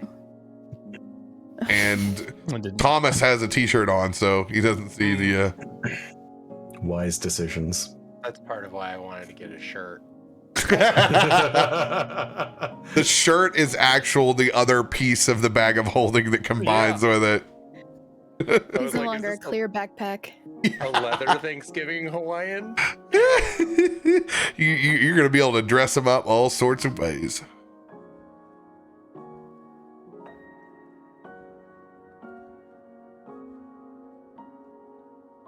You're all kind of looking like deer in headlights. Is it the sandwiches? Yeah. No, I asked what I need to ask. I don't know what's up with the others. And so I'm gonna just roll something. I'm sort of vaguely trying to restrain like some rumbles in my stomach and like a burp that's coming back up. So I just about hold that in. Sandwiches, they've been out for a few hours ish. They've been all over. So okay. How dare you evaluate my fake food? How dare you? Wife. I mean, I said there was fresh bacon on that club sandwich. And I just happened to not get the bacon one. You got the one piece of wilted lettuce that was there that was far past. Got a little bit of red next to the stem. And it's like the bartender said that one time with regards to everything going on at our table. I don't give a shit. Oh, gosh. We still have our psychic line of communication with Zanryn, right? And I will stress, when you use the psychic line, it is awkward, it is strange, because you're sitting there. It takes the same amount of time. It is not the neuron link. It's not the instant upload. Okay. While you guys sit there and have that conversation, he's like, what the fuck is going on with these people? What, do they look constipated or something, trying to send those thoughts? You look out of your mind. Because you're not like Zanryn. You don't hold this together. Like, you kind of show weird emotions. A little bit comes out as you hear. Like, you got to roll for poker faces in these scenarios. Okay. I mean, I already look pretty weird. Indeed. I don't know if you can discern one weird face from my normal. Gotta have art resting weird face. Resting weird face. True. What does it look like when Nelson smiles? It's not attractive. What does a smile through a beak look like? Especially with Nelson's snores? That must be terrifying. Yeah. It's more smizing. Of course. Yeah. Tyra would be proud. So...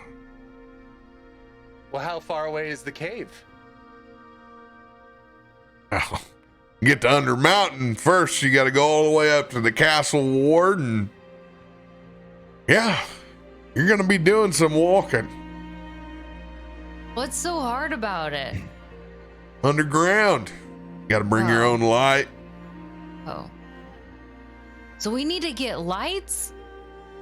Yeah. Got to be a proper Pretty sure I spelunker. have torches. I've never spelunked. Nelson does whatever the smizing version of smirking is about needing light. Because of Thomas? Because of Thomas being just a beacon? How could I forget so easily? Well, I don't want to presume for anyone, but I think I'd want to defer to the person who's probably had more experience here than anyone else. Brom, what do you think? Risk. Reward. Psychically, I'm going to send him a message being like, if you want to say what you really think, you can totally tell me. It all depends. I don't know how much of this particular ore is down there and how far that we need to go. Depends on your price that you're paying. Depends on the supplies that we got right now. What we have to get. We can keep, see if we can turn a profit on it. What's the per piece price that you're paying? Well, right now in the market, 500 gold pieces for a handful.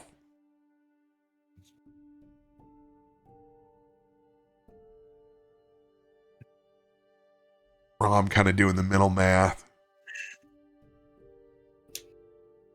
He sends back to Zanryn. Could be really profitable.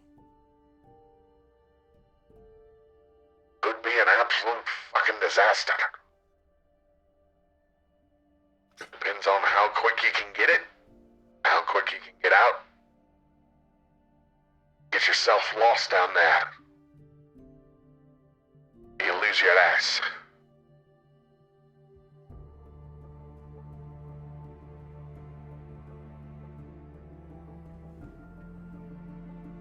Was that a psychic voice? That's my psychic voice. Nice. Yeah. I like it. Whenever Brom sends it back, he does the RoBear communications over. Separate from Toff has not heard this, but as a player, is this a timed mission then? No, it's not a time mission. Okay. It's just some place where it's easy. You don't know what you're doing. Get yourself lost underground. Take too long. Burn through provisions. Ah. That's okay. We'll eat Thomas. Will we? I guess we can't. He's our only light. Eat the turkey and set me free. Thomas That opens his does not happen. That does not happen. Oh God. Is the void filling, or am I gonna have to go back for seconds? The void can be very filling. void filling. Wait, what happens when you eat a bag of holding? Oh. That sounds amazing. Like if you Best just love diet ever. eating, yeah. Well, typically they is can blow brilliant. up and they can suck you into interdimensional portals. In this case, very rough indigestion, my friends. Very Sounds rough. after you eat a ton. Acid. Isn't that like if you throw the bag of holding into another bag of holding, it does that? Oh, Like, there's blows all open sorts the thing of to the astral plane. awful things that you can do when you're messing with interdimensional devices. Incursions, man. Eldritch hand grenades, let's go. Yes. So, 500 gold pieces, a handful. How many That's a lot, handfuls? right? How No many cat. handfuls do you? Oh. Wait, no cat? I'm not sure I understand that phrase. That's not in character. No cap. Oh no. No Never cat. mind. No Now, cats. I will not be accepting any cats as payment. How many handfuls do you expect each of us to take back? I'll be What do you honest. I don't give a shit. I just need people to procure high quality ore from Under Mountain. If one of you brings back 20, everybody else strikes out. Got 20 more pieces than I did before. I'm in a volume business over here. With all these factories burning down, shit ain't getting easier with what I do.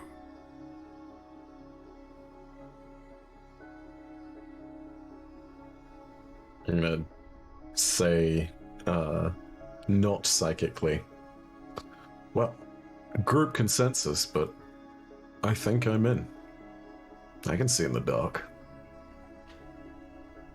I'm in. Brom, how would this settle us up in regards to our debt? Is this job worth it for us? If we find a vein, it could be very lucrative. If we get ourselves lost, spinning our tires.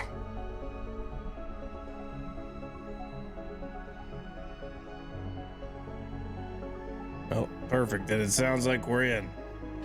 Been sitting on our hands too long, anyways. I haven't sat on my hands. It's a figure of. Never mind.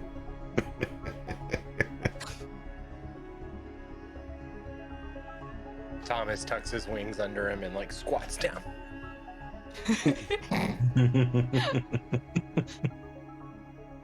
And if you happen to find anything that's out there, I don't know, you come across some wild stuff in the market, especially here in Waterdeep. I do happen to pay for information as well. As well by the piece. What kind of information do you expect us to gather in a hole? No, I'm saying when you're out and about, you find someone else that has come across some very interesting ore. That's information I'm willing to pay for, as well as paying by the piece. You get my drift.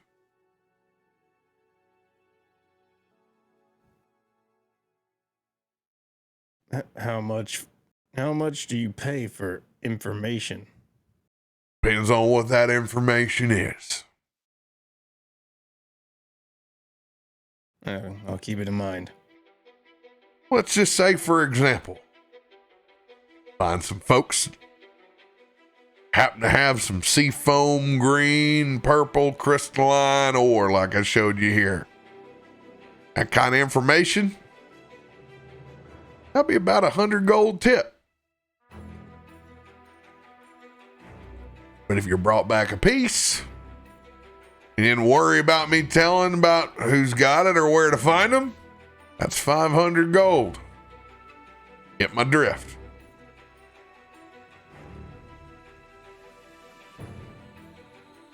I'm gonna send a message psychically to Brom, and I'm gonna be like, I assume you're picking up on this. He's a fucking merchant. He doesn't give a shit. Money's money. I'm not here to go rob somebody. No, anytime we psychically talk, I imagine your face going all like Ren and Stimpy. Good.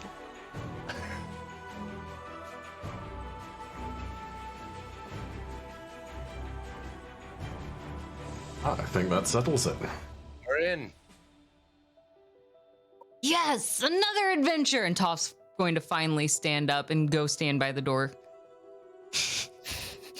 But he's not far behind. Are you bringing the rest of the alcohol? She's like smuggled a bit of it. Just one last thing, Bill Shale. Directions. Where can we find this tavern again? Like I said, first job, happy to set you up with stay, entry passage into the Underdark. You'll be heading up to the castle ward, over to the yawning portal. Can't miss this place. You got a street nearby, or is it just that obvious? Well, it's pretty damn obvious, but it's by Rain Run Street. Noted.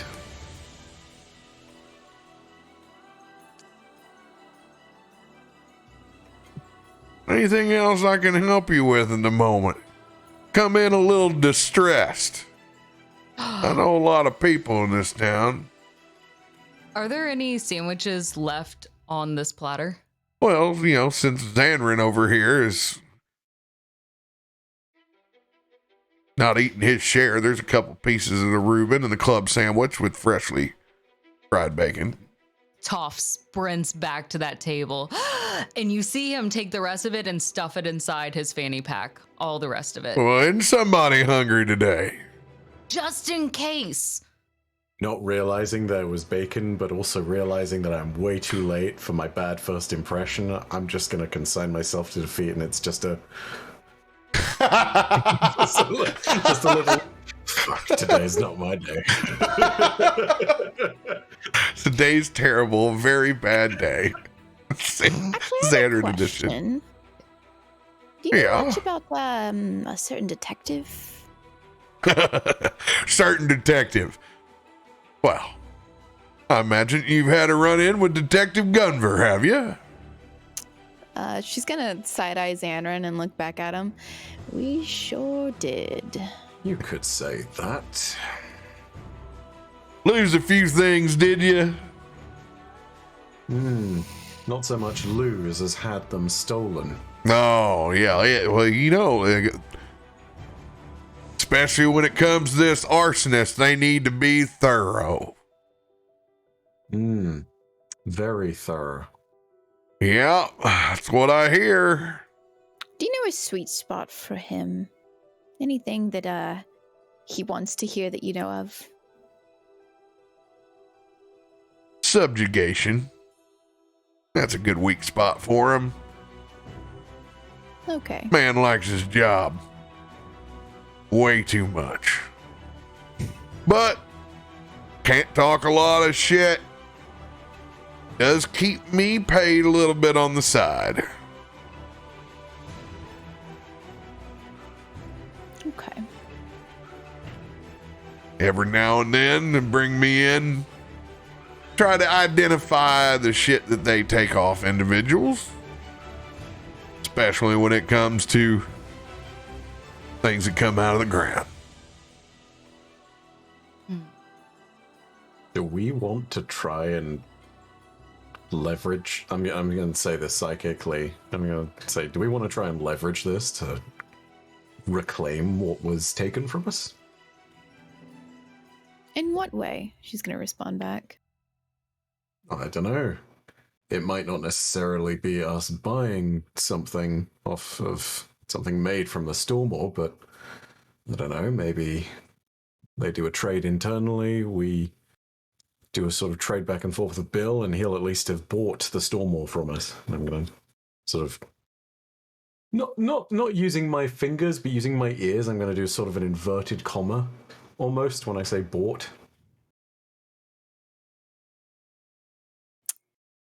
Good luck. I will wait and watch. We don't have to do it. I'm not exactly feeling. What about the rest of them? Because I can't talk directly to y'all. What are they saying? Yeah, what is everyone else saying? This is predominantly speaking. I think this is actually just this goes to Brom because Jacob. This does not concern him. He has his aura. While you're trying to home in on it, you know, you ain't said a whole lot back there. As he looks over at Nelson.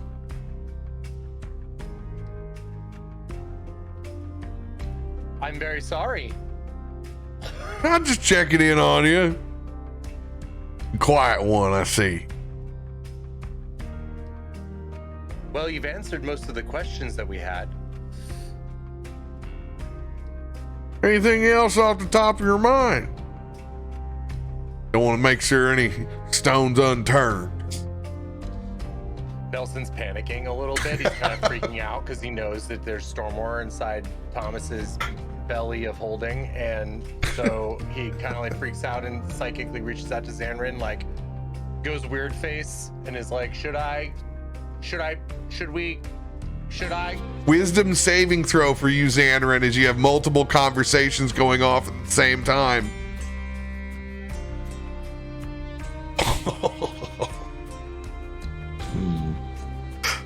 15, you'll be able to maintain. Reaching out towards you, Jacob. First. Where's the button at?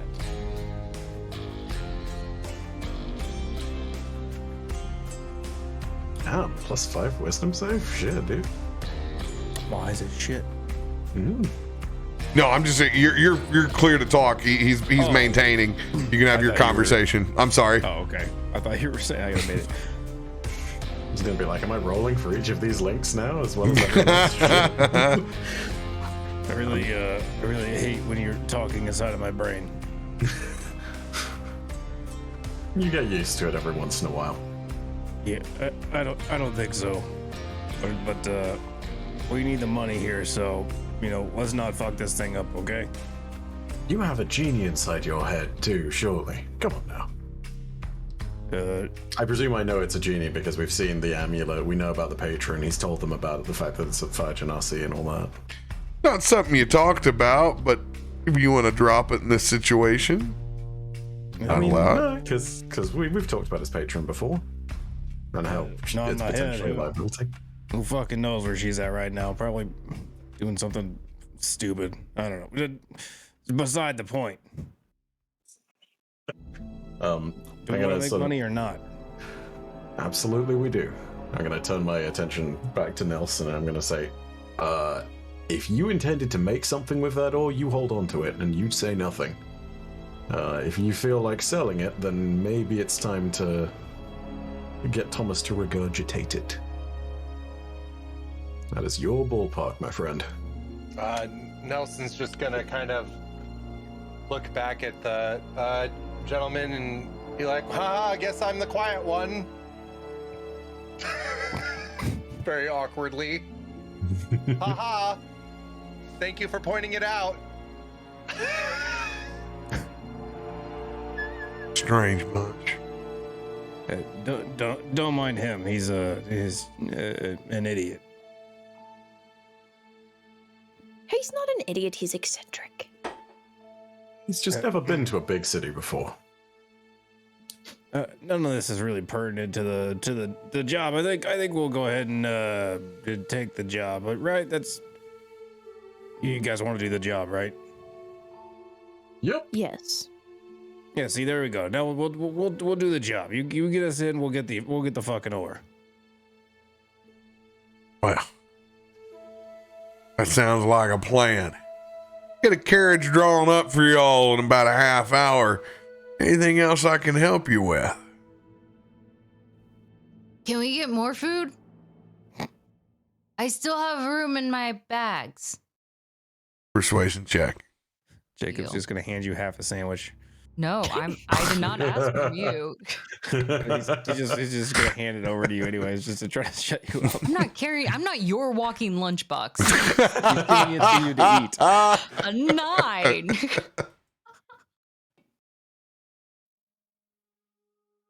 I just need like crumbs. And that way, when we go into the cave and we don't want to get lost, I can put little pieces on the ground. I got you lunch. I'm sorry. This is where the free meal ticket ends. Like I said, there's no real free lunch.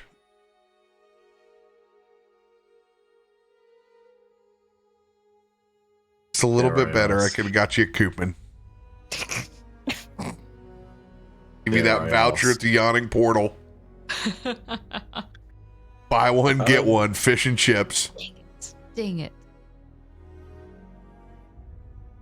Damn it, I need to ask this. RoBear, my sickle is still in my inventory. Am I going to need to stop by Detective Asshole's office before we do this? He said, come on by whenever you want to discuss it. He said he'd help expedite. I did tell him that it would be a literal declaration of war. Totally lying through my teeth at the time being. There's no such fucking thing. But I mean, out of character, you know, he believes that because of zone that he's thrown up there. Yeah. So like, can you show me the way to the good detective's office? I have something I need to retrieve from him. Oh, it's not been the 48 hours of processing. He said he would speed it up, but Oh, I know. I need to know the directions to know where I'm getting the damn thing from, though. Oh, you need directions to the detective's office? He's got a stack of his cards right over there. Do a little bail bondsman work on the side. He sets it in front.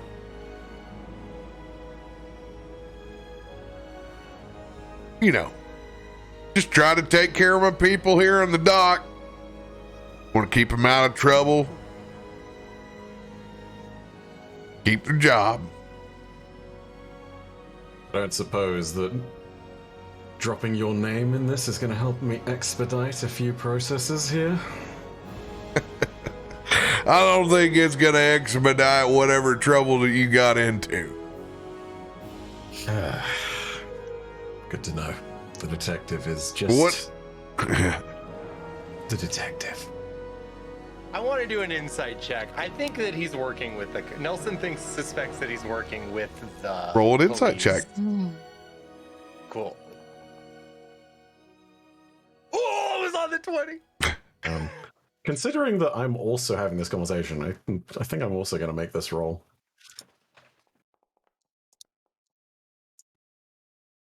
All right, plus 10. Dang. Your eyes see all. Mm-hmm. I had a +4 and I thought that I would be able to tell it. +10. He's rolling deception. Roguish bullshit. It always works unless there's a 1. Don't know whether it's a deception or not. I know. He seems considerably calm and collected about his side businesses. While eclectic in his desire for ore and seems to be a specialist in it, it doesn't seem out of the realm that he would have a working relationship trying to keep people running on boats, as it does seem to be the main operation. However, he has clearly stated an interest in fine ore and however he retrieves it. Those are his words from his mouth.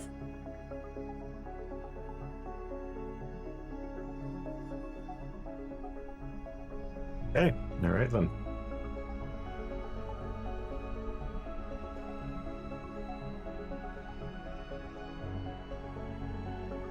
So, you're able to walk. What kind of business you got? Heading back into that man's office. You only go back if you're trying to get something. Nobody wants to head back into that office. Let's just say he doesn't want to hold on to what I've left there for too long. I let him know what the consequences of it would be. Consequences beyond my control. Got something held up in evidence. Sounds about right. Looked at a lot of pieces through evidence in my time. Did you work with him? Like I said, another little piece of the side hustle. Pays to know things, especially when it comes to ore.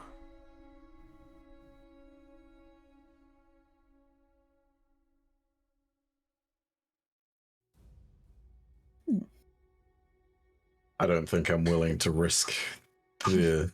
I don't think I'm willing to risk telling him about the storm ore. We're just going to keep quiet about that.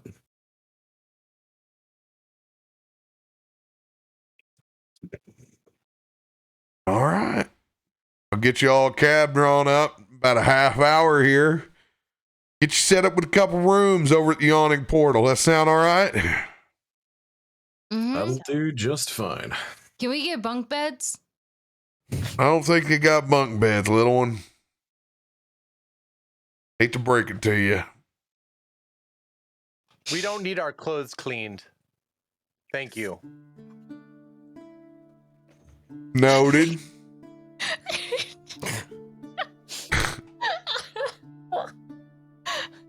Even Brahm's got a smile on his face.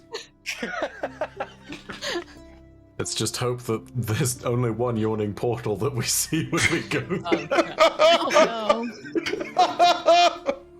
no. That's canon. God damn. Oh. Was that a joke? Yeah. Hadn't even heard that one yet. Well, don't mind. I'm gonna be catching up on today's catch. See what we got. As he folds up and he takes that piece of ore, puts it into a side satchel. Appreciate doing business with you, as he extends a hand out for everyone. Well, I'm going to go thank ahead and shake it. He even gets down to where he's make sure he gets on eye height level with you, Toff, and Biddy. Biddy's like poking her chest out a little bit, like raising her chin, as if she is taller. She's not, but she's just like.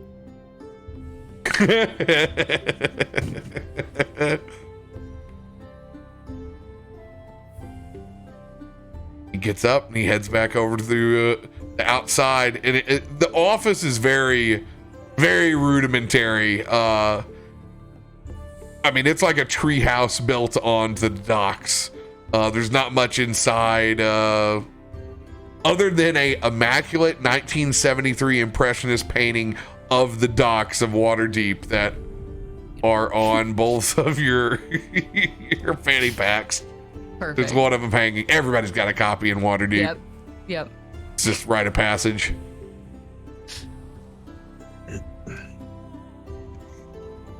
You have about a half hour before a carriage is going to pick you up and take you all the way up to Rain Run Street.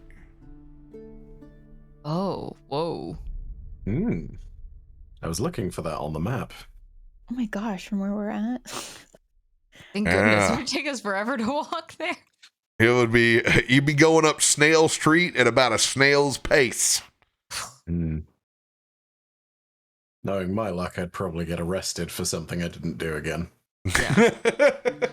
Yes. I swear, man. Next time I don't care. I'm just running. Honestly, it's probably better for the city that we just get to our destination. Yeah. Considering that we have a literal arsonist, impersonator, and real arsonist, all in one person, all in our party. Yeah, I think so. Even if the only real victim thus far that we know of has been just an evidence board. So far.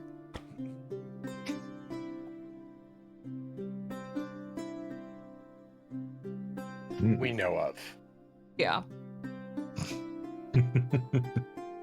Are we out of earshot of Bill Shale? Yeah, Bill has left his office. You were just with the remnants of the sandwiches and your party. So Brom, I've got to ask. Undermountain, in the Underdark. Do you have any experience with that? Do you have any idea what we might be facing down there? Right now, I have a feeling that he's not telling us about the extent of the danger. Of course he's not, because he care less. Underdark's a scary place. There's a reason why my ass is stuck my head above ground. Not like the rest of the cousins that like to live down there. Mining was never meant for me. But it's hella lucrative. There's no doubt about that. Do you at least know some Underdark? A little. You know, Undercommon? Can you communicate? I can do it. I can speak enough to get myself out of a hairy situation. A lot of consonants.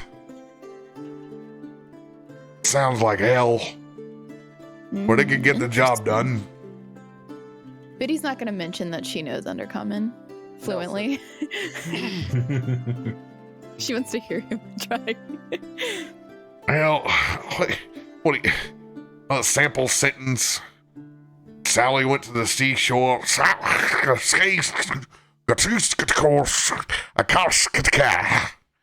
my goodness, she sounds so fluent. It's not. It's I wish I could horrible. speak it. Is that sarcasm as well, aside from the fact that you're just lying there? Is he It's actually... always sarcasm. With Every week I get pimped by Biddy You're in a different so way, you know? good. I am not. I know. Where did you learn it? What? It's just you pick it up from the miners. That's all. I was never sat down and was like, okay, here you're gonna listen. It's just you're growing up with a bunch of dwarves. You pick that kind of shit up. I gotta roll insight to see if I can tell if he's telling the truth about that. Nobody believes me. 100%. There's no wavering in his voice. He cuts back immediately talking about family. That's the one thing this dwarf doesn't fuck with. 100%. He's getting you a $1.05 on that. Nelson's gonna turn to Brom and speak in perfectly fluent Undercommon. Was that last man a sorcerer? I felt he could see inside Thomas. How did he know we had ore? Biddy's gonna jolt her head at Nelson and not say anything, but just shocked, like, oh heck, he also knows it. If you speak Undercommon, you're speaking it and not in English. So you just let her eat. What'd you just say? Oh, what is I don't even know what Undercommon really sounds No, like. hey, But no, I do. I mean, Nelson does know. Oh, yeah, you said it. I just want to know what your phrase sounded like. That's all, man. Yeah. Oh, we're not moving on until I get some vocalization of what your Underdark sounds like as Nelson. Do it. Well, what? Can you give me a little bit of history on Undercommon? It just comes from. Hey, this is like this is like some Joel Osteen. You haven't heard it before, but it comes from your heart. It's always been there. Okay. It's whatever you want it to sound like. All right. It's going to Nelson's. Oh, man, I don't know what it sounds like. Would it sound like I'm like trying to think too much. Just in my brain. you're just overthinking it. Just let her go. You're fluent, buddy. You got Nelson's fluent. Blizzlorp Zingnor Gana Weep Nini Bomb. See, that's isn't it a lot smoother than what came out of my jarring mouth? That's a man who can speak Undercommon. Toff will clap and applaud at how well you speak it. I was just quoting the Junkticons and Transformers. That was really cool. Can you say more things?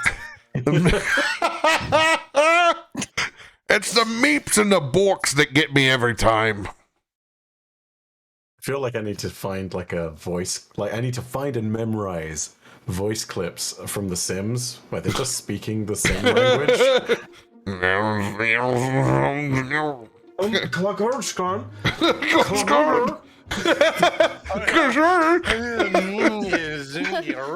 God Tigaloo.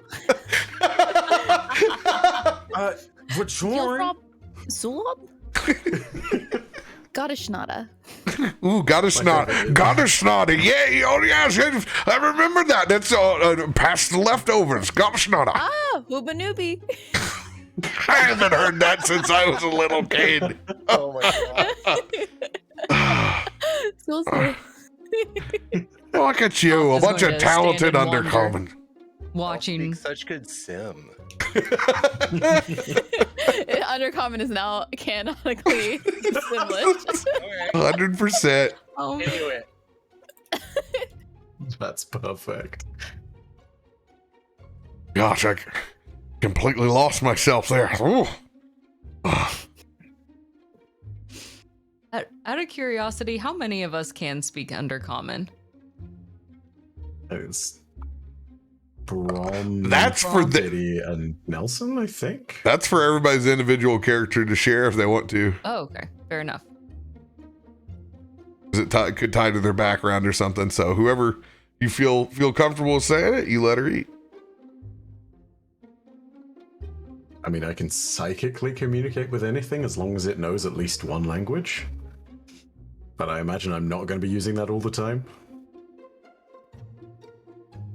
Sorry, I only speak Infernal. No wonder why it sounds like you're goggling all the time.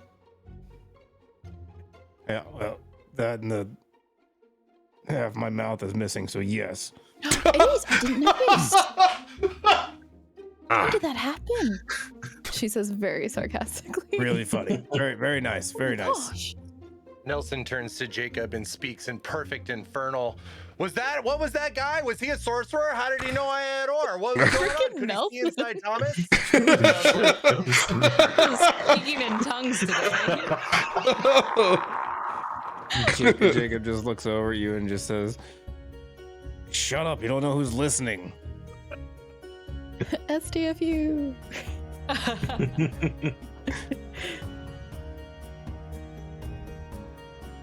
Those are my only 3 languages. You're doing great. You're Common. They all came up in the past like 10 minutes. That's amazing. Still hanging out inside Bill Shale's office. Oh, I thought we were out of earshot.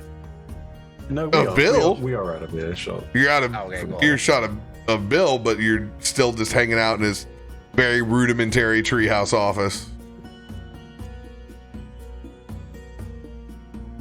What is in his office?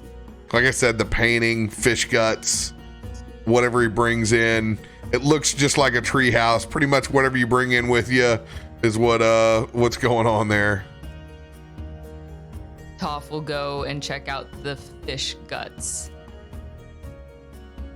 Is it like in a container, I assume, of some sort? No, it's just on the dock. It's just Oh.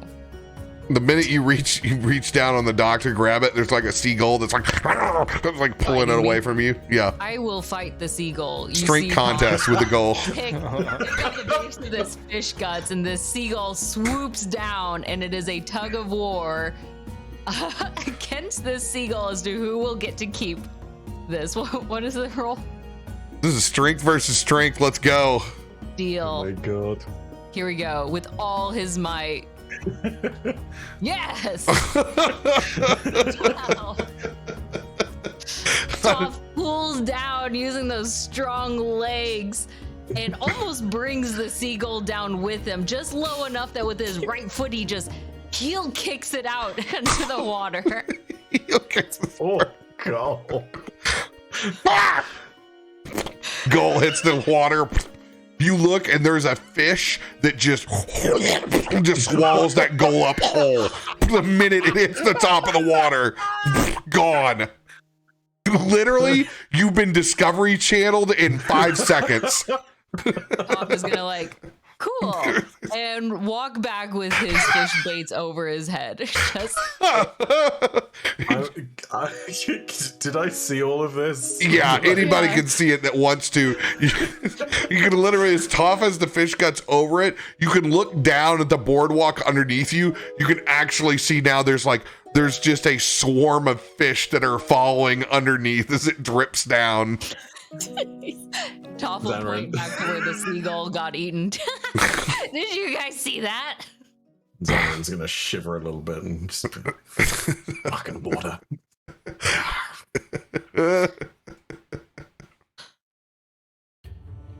Bringing Also, this fish Toff, bait over. Yeah. you shouldn't be. What were you planning on doing with the fish guts? Well, it's bait, right? What are you planning on catching with the bait? Oh, that's the surprise. I figure I'll take it to the mine and we'll put it there and then we'll find out.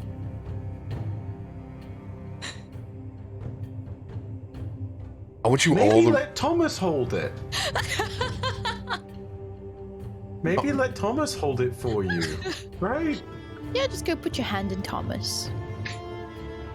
Toff will Sometimes it'll talk to you. walk over to Nelson and hold up the fish guts. Can he eat this for me? Thomas, like Deadeye, kind of like turns its head to you, and then his mouth starts to open, but in like a really creepy, like disjointed jaw kind of like open. Oh, like, God. way too big than it should. Like goblin fish kind of shit. Like Yeah. Watching that, Toff is also going to try to open his mouth just as wide, Like finding his own limitations. Just his little bunny teeth sticking out like more and more, like you start to see the gums in his mouth as he tries to mimic Thomas.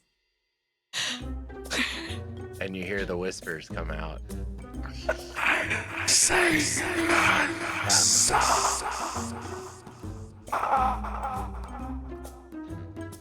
What?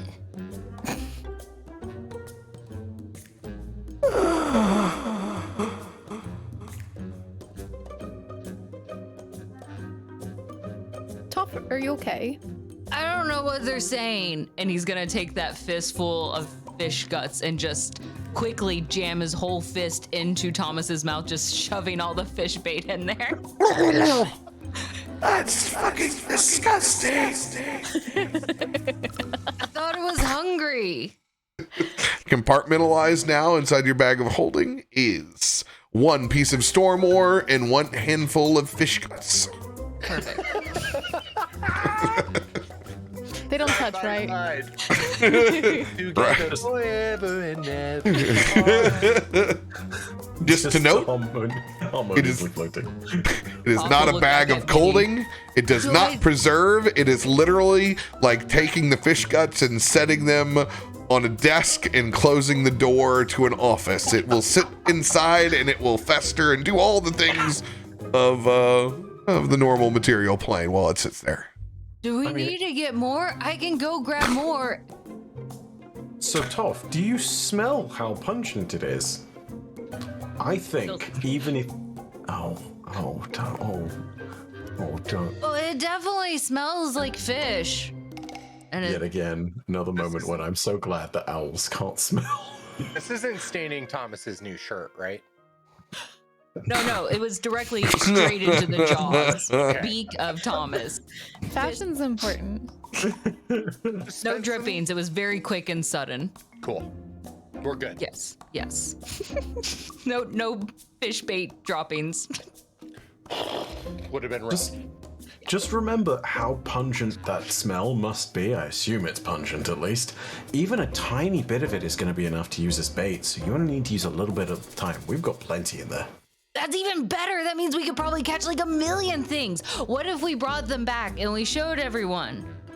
Well, remember, don't put too many guts inside Thomas. We might need to put other things inside Thomas. Toff will turn to Thomas. How many guts can you hold? I don't know. I don't think Thomas has an answer to that question. Toff will continue to stretch his mouth open, seeing if Thomas will respond. Nelson's like, I've kept putting stuff in there while y'all were in the bar. And I think This is really a stuffed turkey. Yeah. goes forever. Nelson's old laundry, Yeah. handful of gravel. He took everything out of his bag and put it inside Thomas, and then put his bag inside Thomas. Good packing. Anyone else doing anything? I feel like I need this when I take Spirit Airlines so they don't charge me for extra luggage. Would be very handy. Remember, They you just have to just focus on that first item when you reach in. If you don't focus, could get a little goopy. Just do Toff is empty. gonna wipe it. Who's the closest to Toff? Probably me or Nelson. Okay. I mean, you're well, with then Thomas, so on Nelson. both of you, Toff is gonna wipe his fish bait hands, trying to get the gooey stuff off. Please. What? Do that. I had to get it off. I don't have a lot of cloth. Please, it still smells weird after they cleaned it. It's clean? Toff is gonna look at you.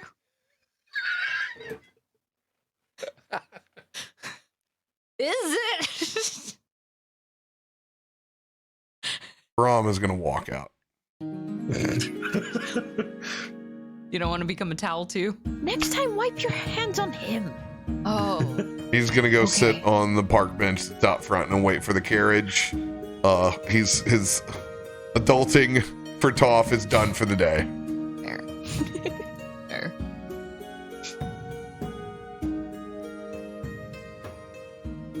Nelson helps Toff clean off the rest of his little mitts with his robe.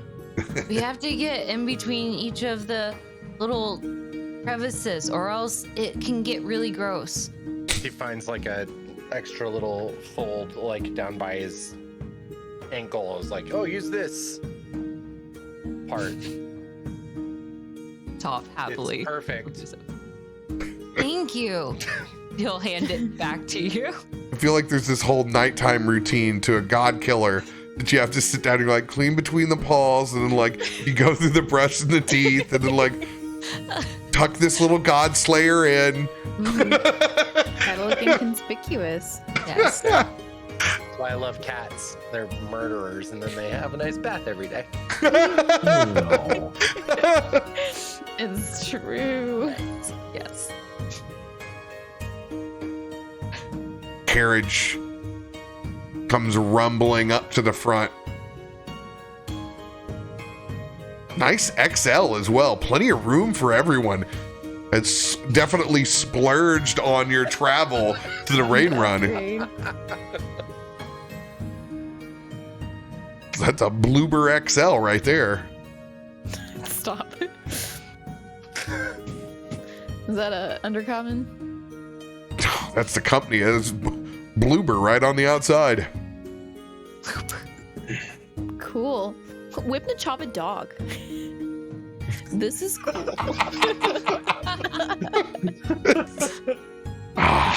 Like I'm back home. Brom gets up, puts his hand on your shoulder. Haven't heard words like that in a long time. She's gonna peel his hand off of her shoulder. Well, the longer we're stuck together, the more you're going to hear.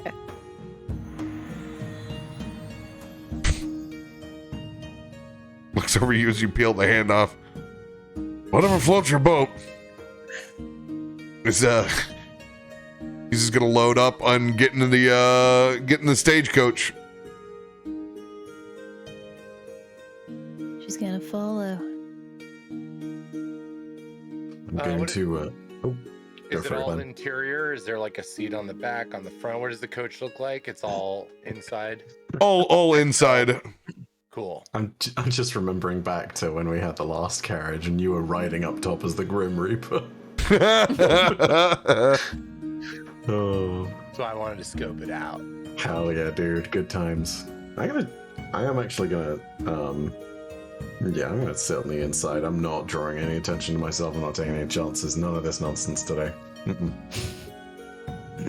Nobody sitting up front. There's a man with a tricorn hat and a long petticoat, missing a couple of teeth. Looks like a stagecoach driver. Nelson looks up at Thomas. Thomas looks at Nelson. We'll sit up front. Come on! Leg room. I like your shirt. He looks at the turkey. Like yours too. Nelson says, I'm not wearing pants. I got a seat cushion.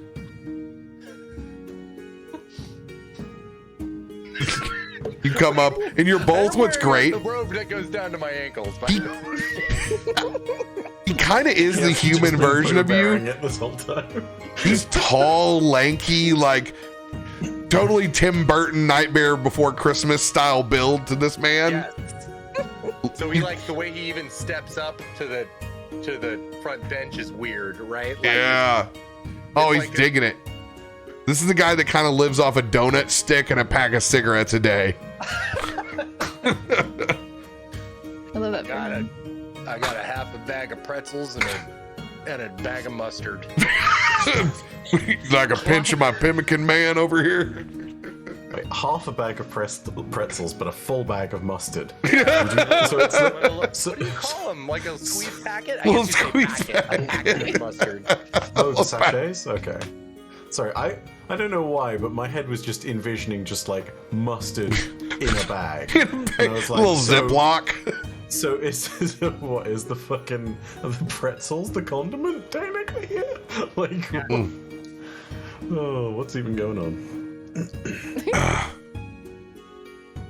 As you all load up in your Bloober XL, it's a black stagecoach. It's a lot like a 1990s two-door Tahoe. It's got the sheen black on the outside and then the velour red interior on the inside. Oh yeah, it's like a corduroy jacket when you sit down on this thing. It's very dated, 100%, but comfy. Bench seats across the back, facing either side. Okay. And you begin to take off up Snail's Way. Brom is going to be doing the like the catch himself. He's got a little bit of that road hypnosis. Kind of bobbing his head a little bit as you make your cadence. Anyone doing anything on the ride up? I assume Biddy would have been sitting next to Brom, so like every time he like nods over, she just kind of like moves away, like, stop it. He just keeps going through the same process. The side a little bit. Like, Ow! What do you want? What do you want? Move over! Stop it! I'm not doing anything. I'm just He burrows himself. God, you're so particular. And he burrows himself into the side like I do my seats on a plane. Like I'm just tucked over, like trying to hold myself and make myself as small as I can.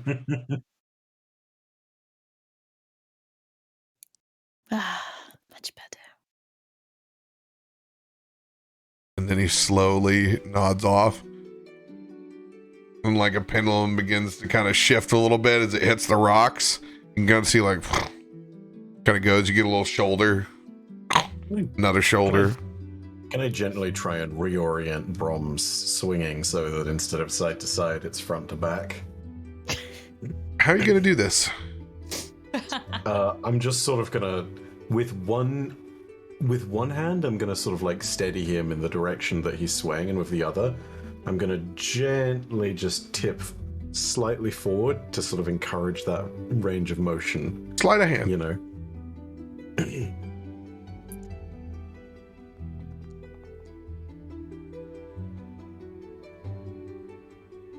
With the hands of a watchmaker, you silently set this pendulum back into motion. It begins bobbing forward now at just the right pace. To be clear as well, I'm not trying to make him fall forward onto his face. I'm literally just trying to like right him. That's all. Set the pendulum in a different way. Perception check since I'm sleeping anyway at a good old disadvantage.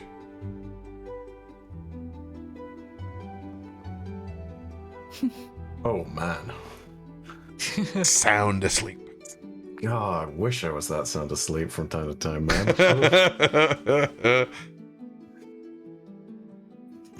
Anyone else doing anything on the ride over?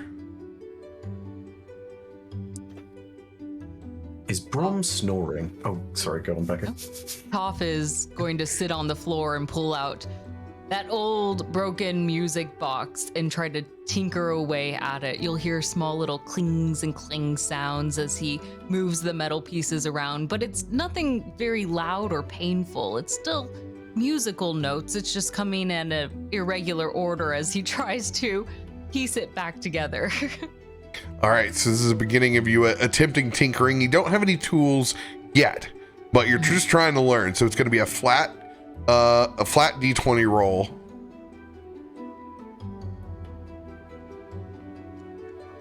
Twelve. You're starting to get the hang of it. It's not as foreign as what it was before. You start to recognize little like where bits and parts go, and it's not nearly as difficult as the first time you took it apart and it spent you a whole evening trying to put it back together again. Like, you're getting it.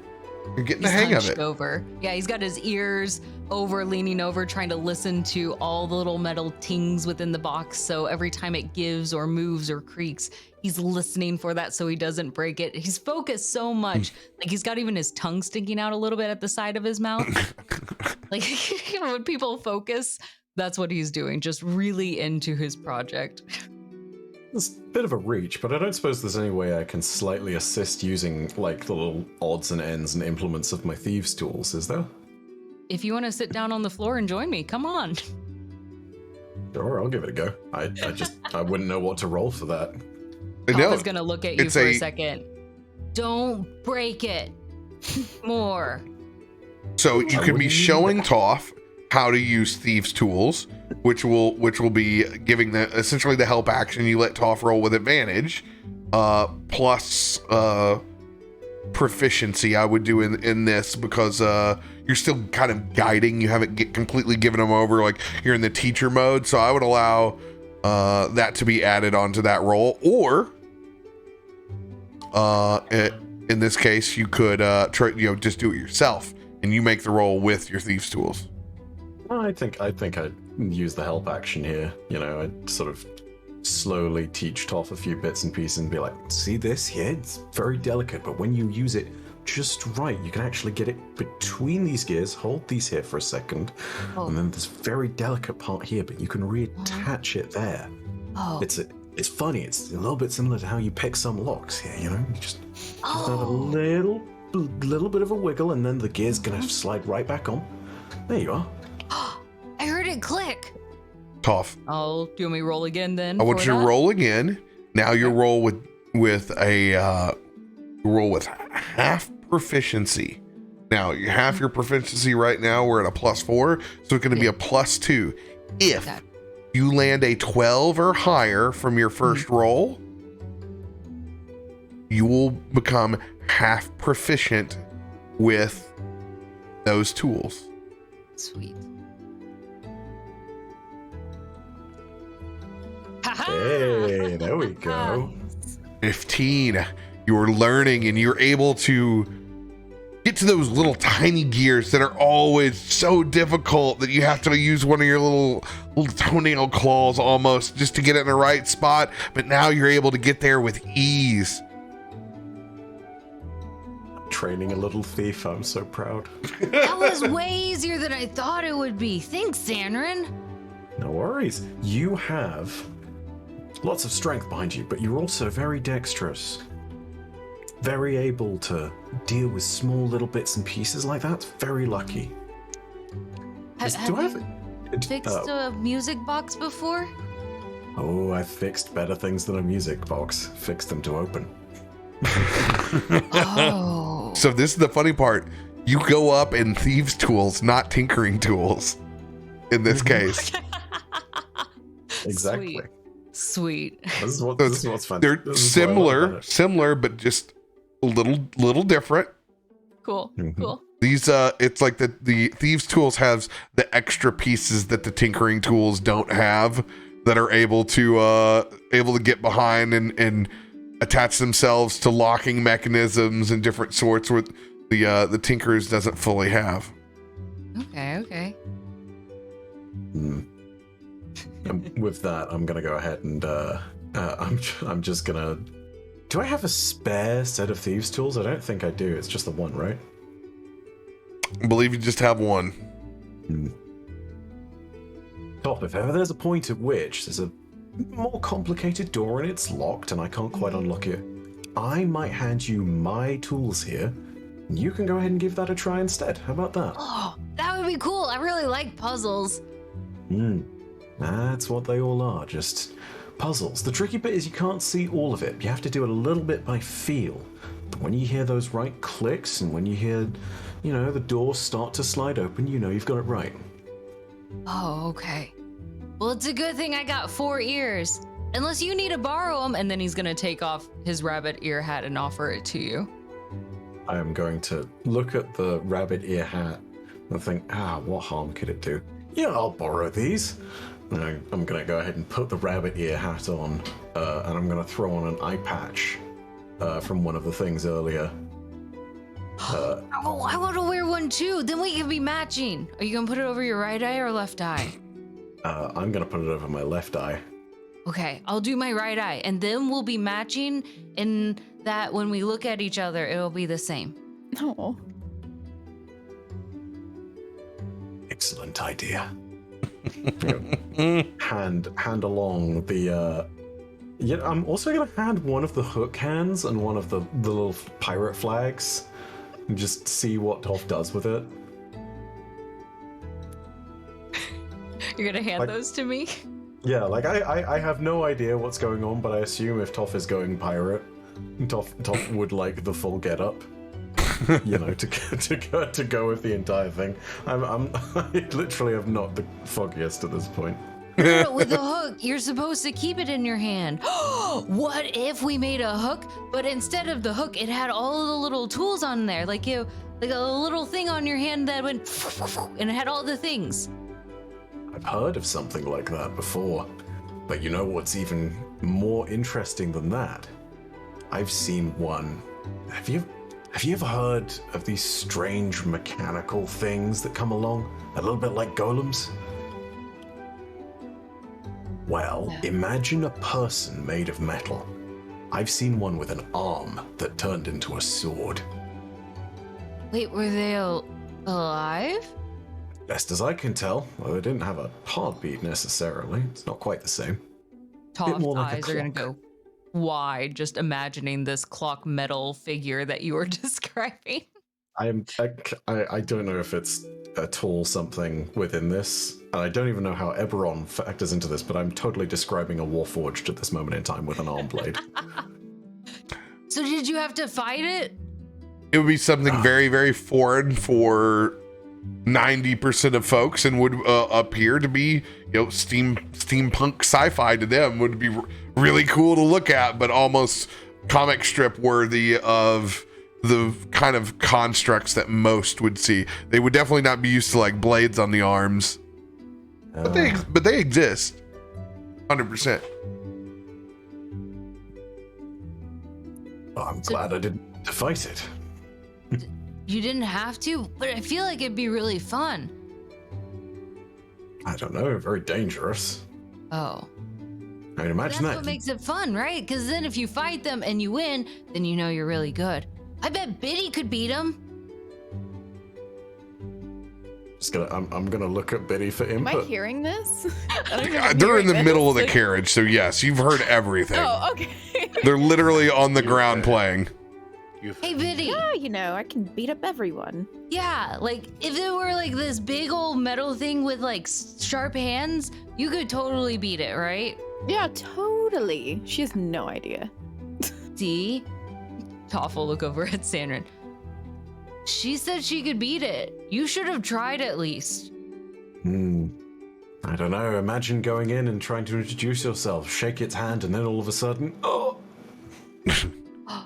What does beating it have to do with, like, greeting it? I thought we were just going into fight. Well, I don't know. An honorable duel beforehand. Zanryn, that's what you tried to do in a situation with the cops earlier. Indeed. You know, there's a reason why I Gotta follow beat 'em up. rules. There is a reason why I follow those rules, though. And it's actually one that might surprise you. Would you believe me if I told you that organized thieves follow rules and conducts better than most officers of the law? Yes. Not surprising at all, is it, when every officer has the whole jurisdiction of the arm of the law, and then thieves actually have to cash the checks they write with their words and their actions. And if you step into someone's territory and it's not your own, all of a sudden, you have all sorts of debts to pay, and so everybody respects the lines that are drawn in the sand. Bullshit. You have something to add. No, he's asleep. It's just subconsciously. I don't want the banana pudding.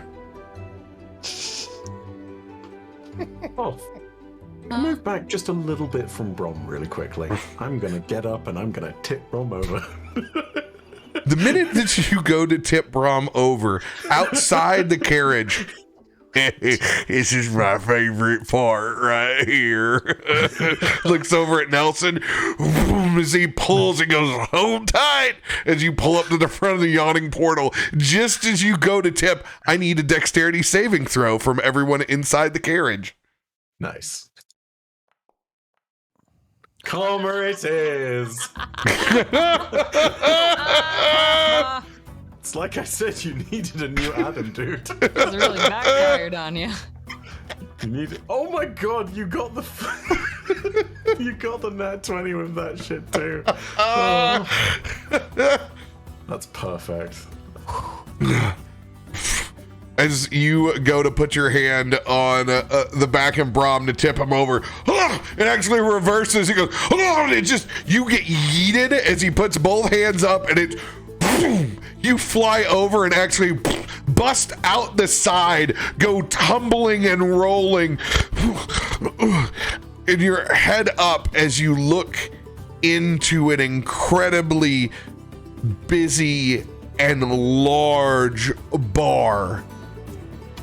As your kind of eyes adjust to the room, you see the massive well next to you and a handful of adventurers on the elevator as the entire place is standing up.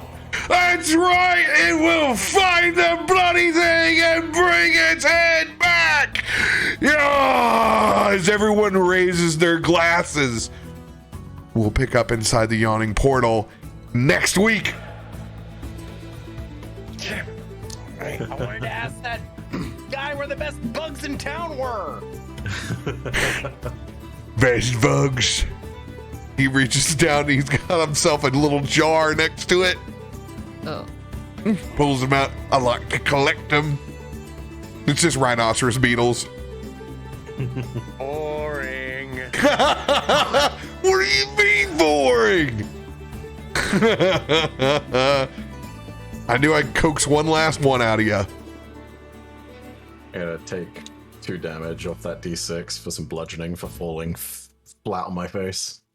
Yes. So we'll be at the Yawning Portal next week, getting to do some cool shit. We'll have magic items levied out. You'll have hotel rooms. You'll be getting yourself levied up. This is a adventurer's pub. There'll be a lot of stuff to do before you guys head down the elevator. Hell yeah. Lots of people to talk to. So we'll be cashing out items. Make sure that you guys have your sheets updated so I can look at them and get you guys proper loot before this all goes down. Sweet, sweet, sweet. Cool. We are up to date. Can you give me stuff next week? Just look at my sheet. Oh yeah. Give me stuff. Just tell me what I got. Oh yeah. A paper stack. Wait, hang on. Hold on a sec. I just looked at your sheet. Sam, do you have 5 magic item Ds? I have so many things on this sheet. What the fuck? It's been a while. I need to cash y'all out. Yeah. I have been very blessed. Damn. That's some fucking loot. Oh my god. Hell yeah. Plenty to spend. Lots of commemorative Chamber of Commerce merchandise in that item D category. Thank you for the Master Chef's Feast. That'll be it for us. No after show for this. You want to catch it next week. I promise you that. Love you all. You guys take care of yourselves. More D&D in about an hour. Love y'all.